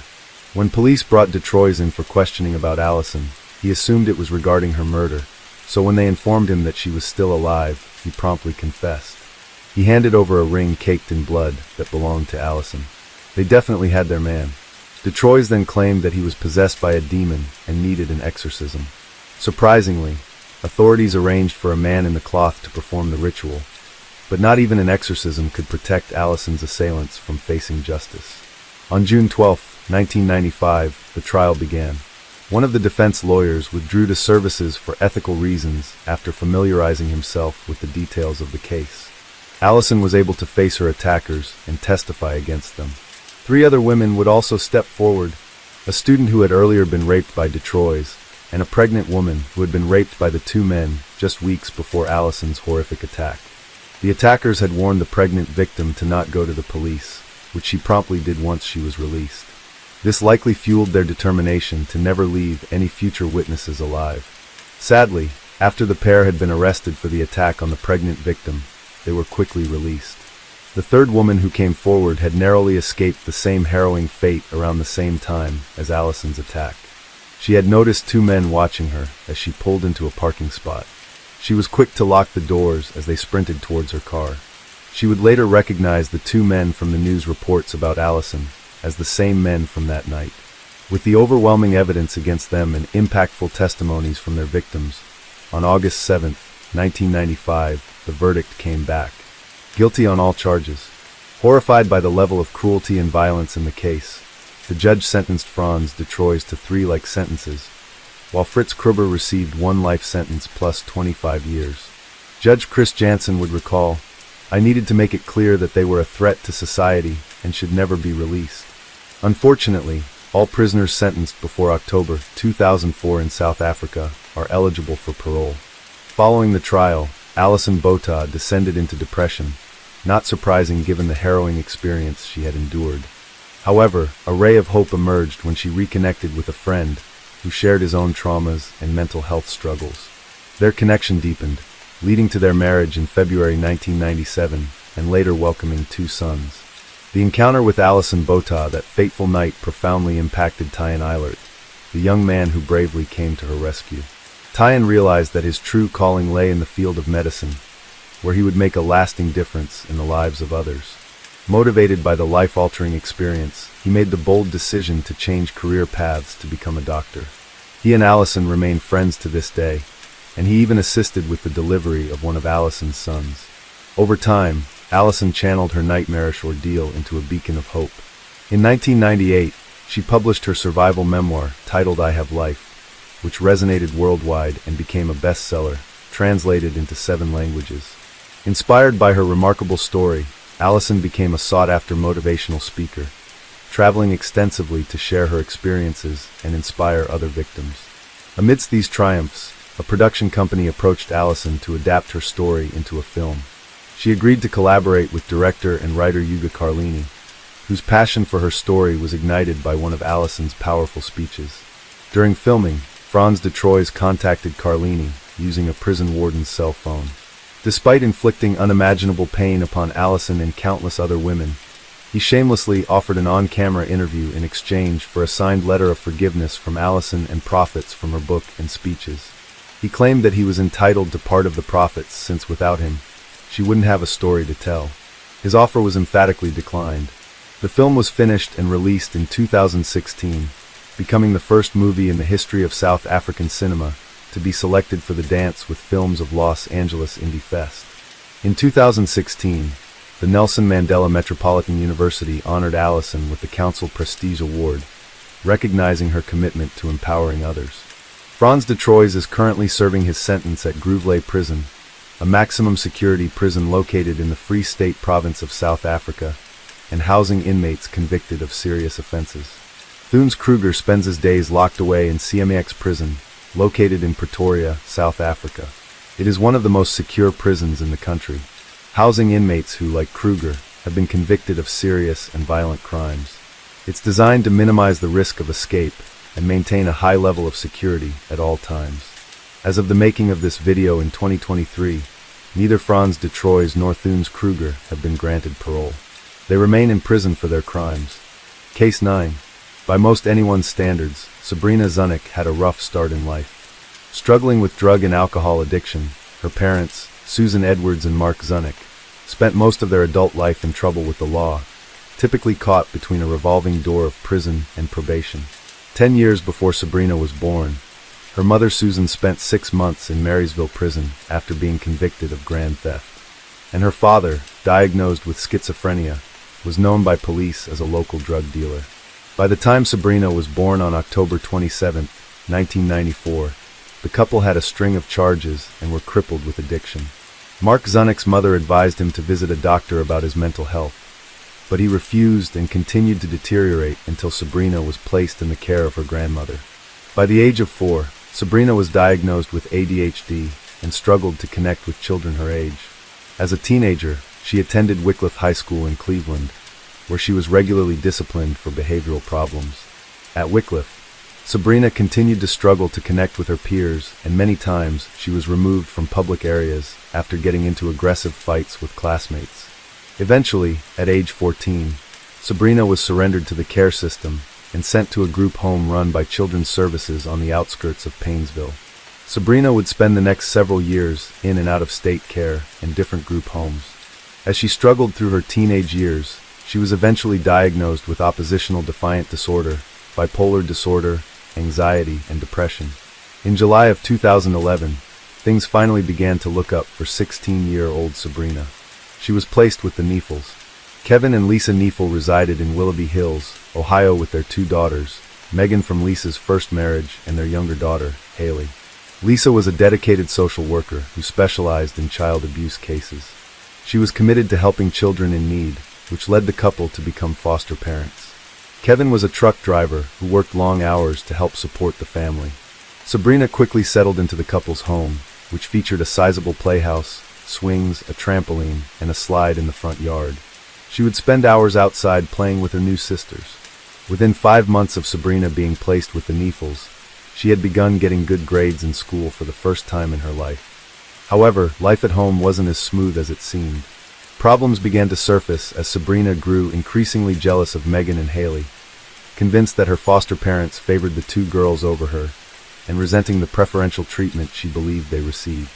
Sabrina directed much of her anger toward Lisa, leading to regular arguments between the two. With tensions running high, Sabrina found herself growing closer to Kevin, who would return from his long trips and try to calm the situations. The couple reminded themselves about the horrific upbringing that Sabrina had and took steps to try to make her feel more included. Kevin would take Sabrina out alone to both appease his wife and to help Sabrina settle into family life. But that was where the issues began. As Sabrina and Kevin grew closer, family and friends would notice strange behavior between the pair. They were overly friendly, and instead of acting like a father and daughter, they would make uncomfortable sexual jokes in front of others. Lisa also picked up on the oddness of their interactions. She even sent text messages to Kevin about it. In them, she wrote, "By the spring of 2012, Kevin and Sabrina were having a full-blown affair." Despite the 25-year age gap between 17-year-old Sabrina and 42-year-old Kevin, since Ohio's legal age of consent is 16, the relationship between the two was actually legal based on age alone. But given the authority that parents have in such a relationship, it is extremely illegal for foster parents to be involved in romantic relationships with their fosters, no matter their age. Kevin groomed Sabrina, sleeping with her in and out of their shared home, and he would pay her for photos of herself to look at while he was away for work. The pair snuck around together without Lisa's knowledge, laughing at her for being so trusting and believing that Kevin was really helping Sabrina. Over the course of that summer, Lisa and Kevin fought often, and the subject of divorce was mentioned.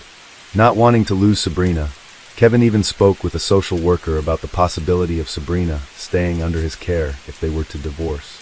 Meanwhile, Kevin and Sabrina continued their affair. Kevin would get up early to drop Sabrina off at Willoughby South High School and pull over during the ride to have relations with her.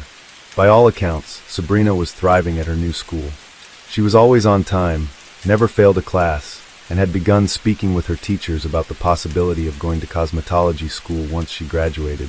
Kevin promised Sabrina that he would divorce Lisa, and the pair could live freely as a couple and raise his daughter Haley together. Sabrina was excited that her life finally seemed to be falling into place. But there was a catch.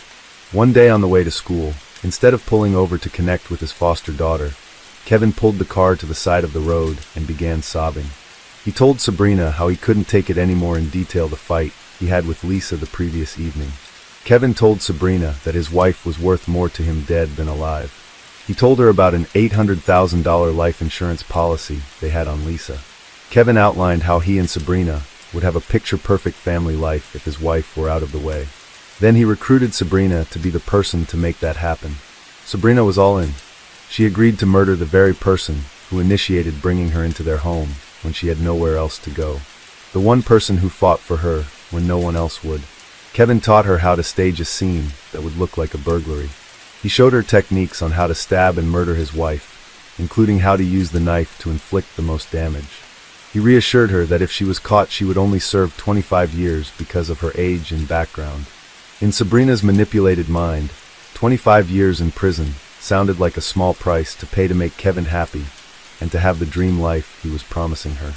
He told her that afterward they would buy a house and that she could be a mother figure at Haley. Once they finalized the details, Sabrina began asking around looking to find and hire a hitman to do the job for her. She asked one of her friends, Autumn Padlock, if she could help her find someone to do the job. Autumn backed away completely, telling Sabrina this was not the road she wanted to go down. Undeterred, Sabrina proceeded with the planning with her eye on the fantasy life Kevin had painted in her mind. Eventually, Autumn moved away, but the conversations of hitman and murder would ultimately resurface and become a key part of the case. On October 27th, Sabrina turned 18. Legally, she should have left the foster care system and Kevin behind. Instead, she petitioned the court to be allowed to stay with the Neefels, citing the need to finish high school. Her request was approved, and just 3 weeks later, on November 16th, the anguished screams of Megan Zanella rang out to a 911 dispatcher. "I can't breathe. You're going to have to take a deep breath. I cannot understand you." 13-year-old Megan had been startled awake by Lisa's screams. Running into her mother's room, she found Sabrina wearing a ski mask and stabbing her mother over and over and over again. While on the phone with 911, Megan pleaded with Sabrina to stop, but she would not. When police arrived, an officer found Sabrina holding a 15-inch knife with a 9-inch blade that had been out of shape due to the intensity of the stabbing. The youngest daughter, Haley, had been hiding in the master bedroom closet. Megan was inconsolable after having just watched her mother being brutally murdered. Lisa had been stabbed 178 times, with wounds to her torso, neck, and head. The wounds were found to be complex, as if Sabrina had twisted the knife inside of Lisa. At the time of the murder, Kevin Naffel was conveniently driving in Michigan. When he came home and was told the news, his reaction seemed a bit off to police. Instead of showing any sign of grief, he seemed more curious than anything else. Sabrina Zunick was taken to the hospital for treatment of the wounds to her hands she had sustained during the attack. 10 hours later, she was taken to the police station for questioning. Following the plan that Kevin had cleverly laid out, Sabrina began to feign memory loss, telling officers that she could not remember the events of the night before. Trying to get Sabrina to crack, detectives try a new line of questioning to try to get an emotional reaction out of Sabrina. "Kevin's a miracle. I mean, he's the one that helps me out because Lisa has Megan to deal with. And so we made agreements a long time ago that if I need anything, that I can go to Kevin." As they had hoped, Sabrina begins to open up about Kevin and how he is the one she goes to whenever she needs something. Detectives find the line of questioning they hope to tap into, Sabrina and Lisa's relationship. They hoped that going into it from this angle might force Sabrina to reveal her motives behind the sudden attack.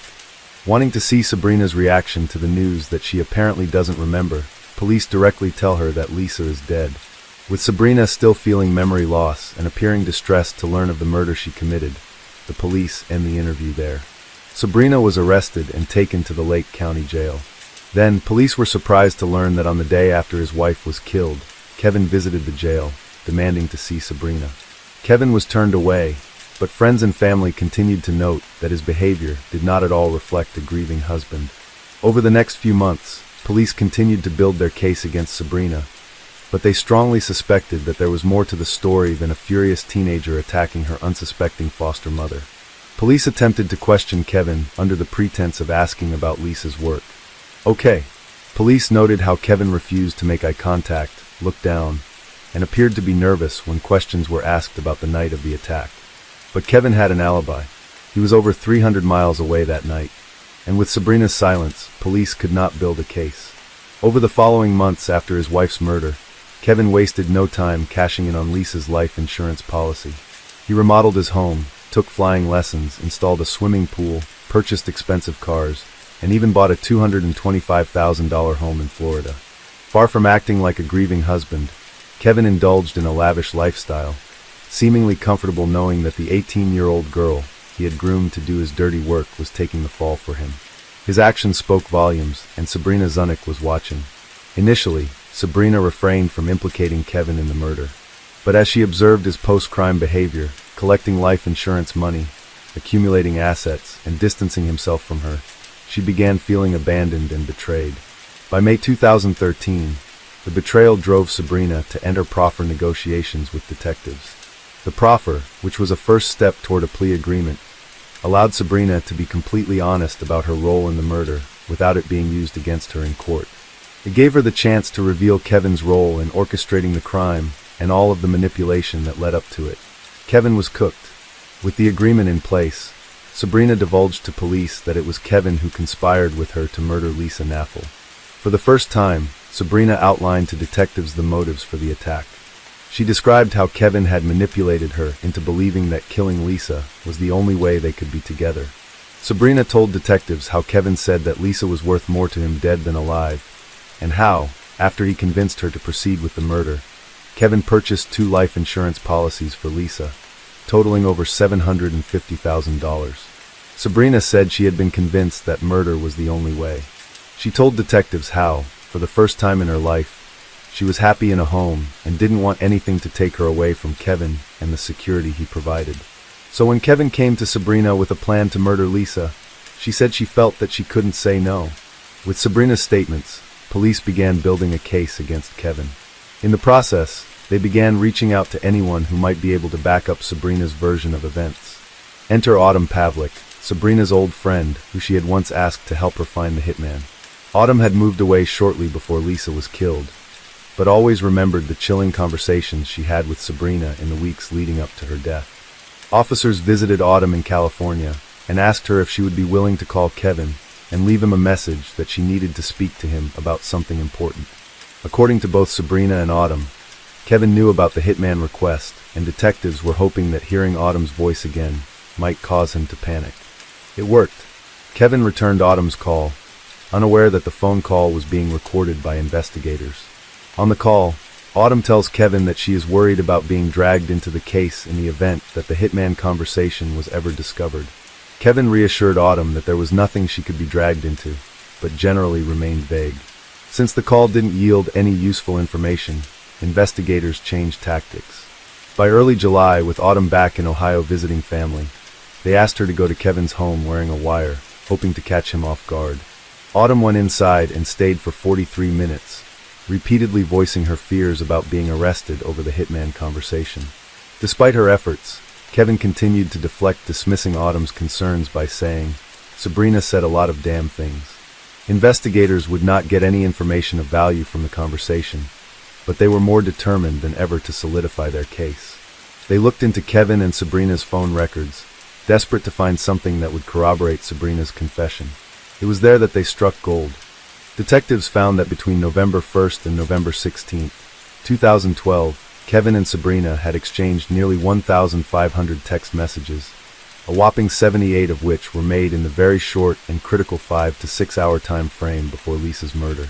While the details of those text messages were not divulged to the public, they would prove to be one of the final pieces law enforcement needed to solidify their case. On August 9, 2013, Kevin Naffel was arrested and charged with conspiracy to commit aggravated murder, complicity to aggravated murder, and 6 counts of sexual battery. His trial began in May 2014. He argued that Sabrina acted entirely on her own, denying that he had any involvement in the crime. Sabrina's testimony against Kevin played a crucial role in the trial. The jury took just over 9.5 hours to come back with their verdict. They found him guilty on all counts. Kevin Naffel was sentenced to life in prison with the possibility of parole after 30 years. Sabrina was tried after Kevin in August of 2014. She pleaded guilty to 1 count of murder. She was sentenced to life in prison with the possibility of parole after 30 years. During the sentencing, she read the following statement: "I want to say how sorry I am for all those I hurt. Lisa did not deserve what happened to her. I ask forgiveness be given to me, not for my benefit, but for those who need the healing process to begin. I can't explain how much remorse I have and how much sadness I deal with." After the sentencing, Sabrina's defense attorney spoke out, saying that Kevin hijacked her future, since she will be 47 years old by the time she is likely to be released in 2042. In 2017, a judge awarded $6.2 million in damages to Lisa's daughters, Megan and Haley Naffel. The court held the attacker, Sabrina Zunick, liable for $5 million and Kevin Naffel responsible for $1.2 million. The lawsuit was brought in civil court to compensate the girls for the emotional trauma and loss they suffered as a result of the brutal murder of their mother. As of the making of this video in 2024, Sabrina is now 30 years old and is currently incarcerated at the Dayton Correctional Institution in Ohio. In 2019, she participated in a prison interview for the television series Snapped Behind Bars, where she discussed her involvement in the crime, the events leading up to it, and the extreme remorse she has for what she did. She will be eligible for parole in the year 2042. Kevin Naffel, now 54, is serving his sentence at the Lake Area Correctional Institution, where he was admitted in 2014. He is kept below profile, and there is no publicly available information on his prison life. Given his minimum 30-year sentence, plus the additional 12 years for the sexual battery charge, the Department of Corrections has his expected release or parole eligibility date set to the year 2055. We hope this video did justice to Lisa Naffel. Many expressed mixed emotions about Sabrina. She was clearly the killer, but analysts contend that Kevin knew Sabrina's distinct vulnerabilities, and he played off of those needs to get the outcome he wanted. But does that absolve her of her role in the crime? Should her guilt be weighed based on her having stabbed Lisa 178 times, a number that no one disputes has to have come from a place of rage? Let us know your thoughts in the comments below. Case 10. A father receives a call at work telling him to come home because there's been an emergency. He rushes home. The front door is locked, so he goes around the house and enters through the back door. There he finds a bloodbath. His 18-year-old daughter is lying on the floor, bludgeoned, stabbed, and murdered. Nearby is his 16-year-old son, who has met the same fate. Fearing the worst for his remaining daughter, an orphan, who the family had recently adopted, he calls out her name, but she doesn't respond. She emerges minutes later with wet hair. The father embraces her and first assumes that the wetness is blood, but it's not. She tells him that she has just taken a bath. He asks her what happened, and she responds that intruders killed her brother and sister while she hid under the bed. But the dad is suspicious, and rightfully so, because, as we'll learn, there was far more to this sweet, innocent orphan girl than anyone could have imagined. The Magwads were a close-knit, loving family who lived in Cotabato, a province in the Philippines. The father of the family, Cruz, was a high school teacher who taught at the local high school, and the mother, Lovella, was a principal at the local elementary school. As educators, they were not wealthy, but they lived comfortably. The couple had 2 children, and in 2021, 18-year-old Crizzle Gwynn was the oldest and was attending nursing school, while their younger child, 16-year-old Crizzle Luis, had his eye on becoming a lawyer. Both were honor students with hearts bigger than life. That same year, 2021, Gwynn met 17-year-old Janice Sebio at an event they were both attending. Janice, who was sometimes referred to in the media as Christine, was there with the family that she worked for, who were friends of the Magwads. Janice and Gwynn instantly hit it off. As the two became closer, both Gwynn and her brother Luis began to learn more about Janice's background. Janice shared that she was an orphan with no memory before the age of 8. She said that she was basically a servant working both day and night for the family that hired her. She looked after their 2 young children, cooked their meals, and cleaned up after them, all of which prevented her from pursuing her education. She said that despite her long hours working, she barely had any money. Both Gwynn and Luis were heartbroken about Janice's desperate and unfortunate situation. So Gwynn pleaded with her parents to adopt Janice to give her a better life and allow her to finish school. The parents were initially reluctant since space in their home was limited, but their children felt so strongly about wanting to help this young orphan that they'd come to love that Luis even selflessly offered to give up his room so that Janice could sleep in it. He offered to sleep on the couch in the living room to make it happen.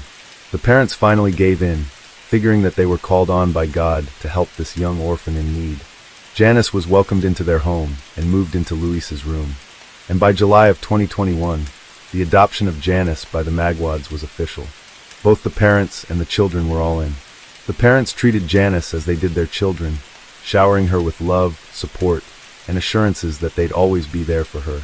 And Gwynn and Luis continued showing her the friendship and now sibling love that they were so eager to give her. You could see the camaraderie in the regular TikToks featuring Gwynn and Janice, and occasionally even Luis. But it didn't take long, just 5 months, for all of that to change. It was mid-December, and the three teenagers were home alone while Cruz was at his wife Lovella's school fixing some structures. Then at 2:58 p.m., he received a phone call from someone telling him go home. Do not panic. Your house was ransacked. Cruz began the frantic journey home. In the meantime, Janice, surprisingly, took to social media and began posting statuses to her Facebook page. Just 2 minutes after Cruz had received a call, Janice posted the following: "Guys, help me please. Somebody entered the house. I do not want to die yet. I am inside the room hiding. Please help." And then 1 minute later, she posted again, "Help me." Janice's boyfriend saw the statuses and immediately called her to see what was going on. Janice answered his call, but didn't say anything. Unable to get her to respond, he hung up the phone and did nothing, apparently not concerned enough about the dire status his girlfriend had just posted to pursue it any further. Janice also messaged Lovella saying, "Mama, please help." Lovella called her back, but Janice didn't answer. It was right after that Janice changed her Facebook name. She changed it from Janice Magwad to JP. Cruz arrived home within 15 minutes of receiving the alarming call. As soon as he opened the gate of their home, he encountered a blood-soaked blanket along with a knife just outside their front door. He tried to enter through that front door, but it was locked. So, he went around to the back door. He entered and quickly discovered his daughter, Gwen, bloodied, beaten, stabbed, and murdered. And then he saw of his beloved son, Luis, who had suffered the same brutal slaying, and was also hogtied and gagged. Knowing that Janice was also supposed to be home, Cruz called out for her, but she didn't respond. She emerged a few moments later, unharmed and with wet hair.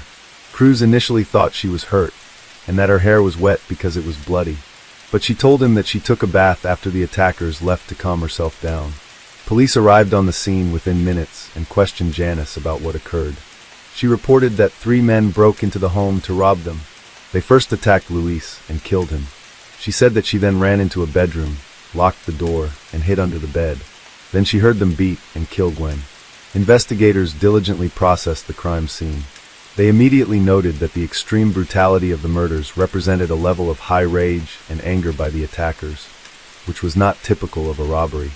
They identified broken bottles, a hammer, and a baseball bat at the scene, the latter 2 of which were determined to be the murder weapons. Both victims were bludgeoned with the bat. Gwen was also stabbed 21 times. Investigators noted at the scene that blood from her wounds had already dried up, and rigor mortis, or the stiffening of the joints that occurs after death, had set in. Ants had even already begun to ascend onto her body. Luis had been stabbed 51 times, but the blood from his wounds was still fresh, and rigor mortis had not yet set in. It would take a medical examiner a full 2 days before they could complete the autopsy, given the sheer volume and extreme extent of the siblings' wounds. It was that level of brutality that initially eliminated Janice from the radar as a suspect, with police figuring that such a seemingly innocent young girl could not possibly carry out such a heinous act. But they soon began to have their suspicions about the only survivor of this off-the-rails violent attack, and so did Cruz. For starters, after finding out that the hammer was used as a murder weapon, Cruz immediately noted that he, Gwen, and Janice were the only ones who knew where the hammer was located. He stated, also, Janice's story about hiding in the room seemed implausible since the attackers had ransacked the room she claimed she was hiding in. Given the level of disarray in the room, if she were hiding in it, she would most certainly have been discovered. Next, once the crime scene was cleared, Cruz and Lovella searched their home to try to discover exactly what the alleged robbers-turned-murderers had stolen. But the only items they found missing were the phones of their murdered children. And then there were those Facebook posts that allegedly took place in real time while the attacks were taking place. Both the public and investigators found it odd that someone under such life-threatening peril would take the time and be of the mindset to write out such an extensive message, spell it all correctly, and even include sad-faced emojis during a time that should invoke sheer terror. Even harder to believe was that during the brutal murderous attack, Janice found it the perfect time to update her Facebook name. And of course, why had Janice taken a bath? While it was possible she took the bath to calm down, as she told Cruz, the more sinister speculation was that she was cleaning herself up after the brutal slaying and washing away evidence. Overall, most people found it inconceivable that someone who feels safe enough to make themselves vulnerable in a bathtub just moments after the brutal slaying of her family members. And then there was the fact that the siblings' times of death did not at all coincide with Janice's account of the events. Given the state of Gwen's dried blood and rigor mortis, it was clear that she was killed before Luis, contrary to the account Janice gave of Luis being killed first. Lovella also noted, and found it odd, that the day of the murders was the first day that Janice had called Cruz and Lovella Mama and Papa. And others, not even close to the case, had their suspicions as well. Hearing of the brutal murder, and not pleased with the lack of media coverage or arrests, the general public began trending the hashtag, Justice for Magwad's siblings, to place pressure on investigators. Then, taking matters into their own hands, they, along with news organizations, began researching the origins of this mysterious orphan who appeared seemingly out of nowhere. That's when it was discovered that the orphan Janice was not actually an orphan at all. They unearthed a photo taken in 2013, which is believed to have been Janice alone on a ship. Numerous people tried to help locate her family, but they were unsuccessful. Nothing was known about her life or whereabouts during the years after that photo. But what a local news did uncover afterward was that Janice's biological parents, Michelle and Juanito Sibio, were indeed alive. They had separated years ago, and Janice also had 3 other siblings. Janice had been communicating with her mother via Facebook Messenger the entire time she was living with the Magwads. Meanwhile, identification belonging to a 17-year-old male was found in Janice's room. Police called Janice in to ask her whether she knew the person depicted in the ID. To their surprise, she said yes, then proceeded to confess that she carried out the murders with the 17-year-old, who remained unnamed due to him being underage. By this time, hard evidence had also begun to come in, the most significant of which was that Janice's fingerprints matched the fingerprints on the baseball bat. Police tracked down the 17-year-old suspect and apprehended him. They found Nguyen's cell phone in his bag and learned that he and Janice had been planning the murder via Facebook Messenger for 10 days before the murder. Janice told police that she was jealous and angry of her siblings and that she murdered them for attention. And while Janice did not divulge many of the details surrounding the murders, she did divulge that at some point Nguyen managed to escape the home briefly, but she returned to save her little brother and little sister, not realizing that her little sister was behind it all. She also admitted that while she was stabbing Nguyen that Nguyen cried out, "This is just a dream. This is just a dream. I am still going to be a doctor. I don't know what wrong I did to you. Janice, I love you very much." After hearing Janice's confession, Cruz was convinced that Janice hated his daughter and wanted to take her place. He and others also recalled how Janice was obsessed with the movie The Orphan, which depicted an orphan who was adopted and tried to kill her family. The case was closed in just 6 days. And in January 2022, Janice and the 17-year-old, both minors, were charged with murder. Both killers were found guilty and sentenced to 32 years in prison, without the possibility of parole prior to then. The Mongwan parents were not satisfied with the lenient sentences the killers received due to being underage. They noted that the light sentences would mean that their children's killers would walk free while they were still in their 50s, while Nguyen and Luis would remain dead. Nguyen and Luis were laid to rest in a custom gown and tuxedo. Once Janice's biological mother, Michelle, was tracked down, she shared how poverty had led her to not be able to care for her daughter. Janice's biological mother also visited the Mongwan parents to apologize for the actions of her daughter. She knelt before them and apologized. The Mongwans pulled her up and told her that there was no need to kneel, but asked if she could try to get Janice to give details about what happened that night. She tried, but was not allowed to see her. The Mongwan parents are trying to move on from the tragic death of their beloved children. In August of 2022, they opened a restaurant called Casa M&M in remembrance of Nguyen and Luis, serving some of their favorite dishes. They attend therapy and continue to try to heal, and they take comfort in continuing to love and care for others.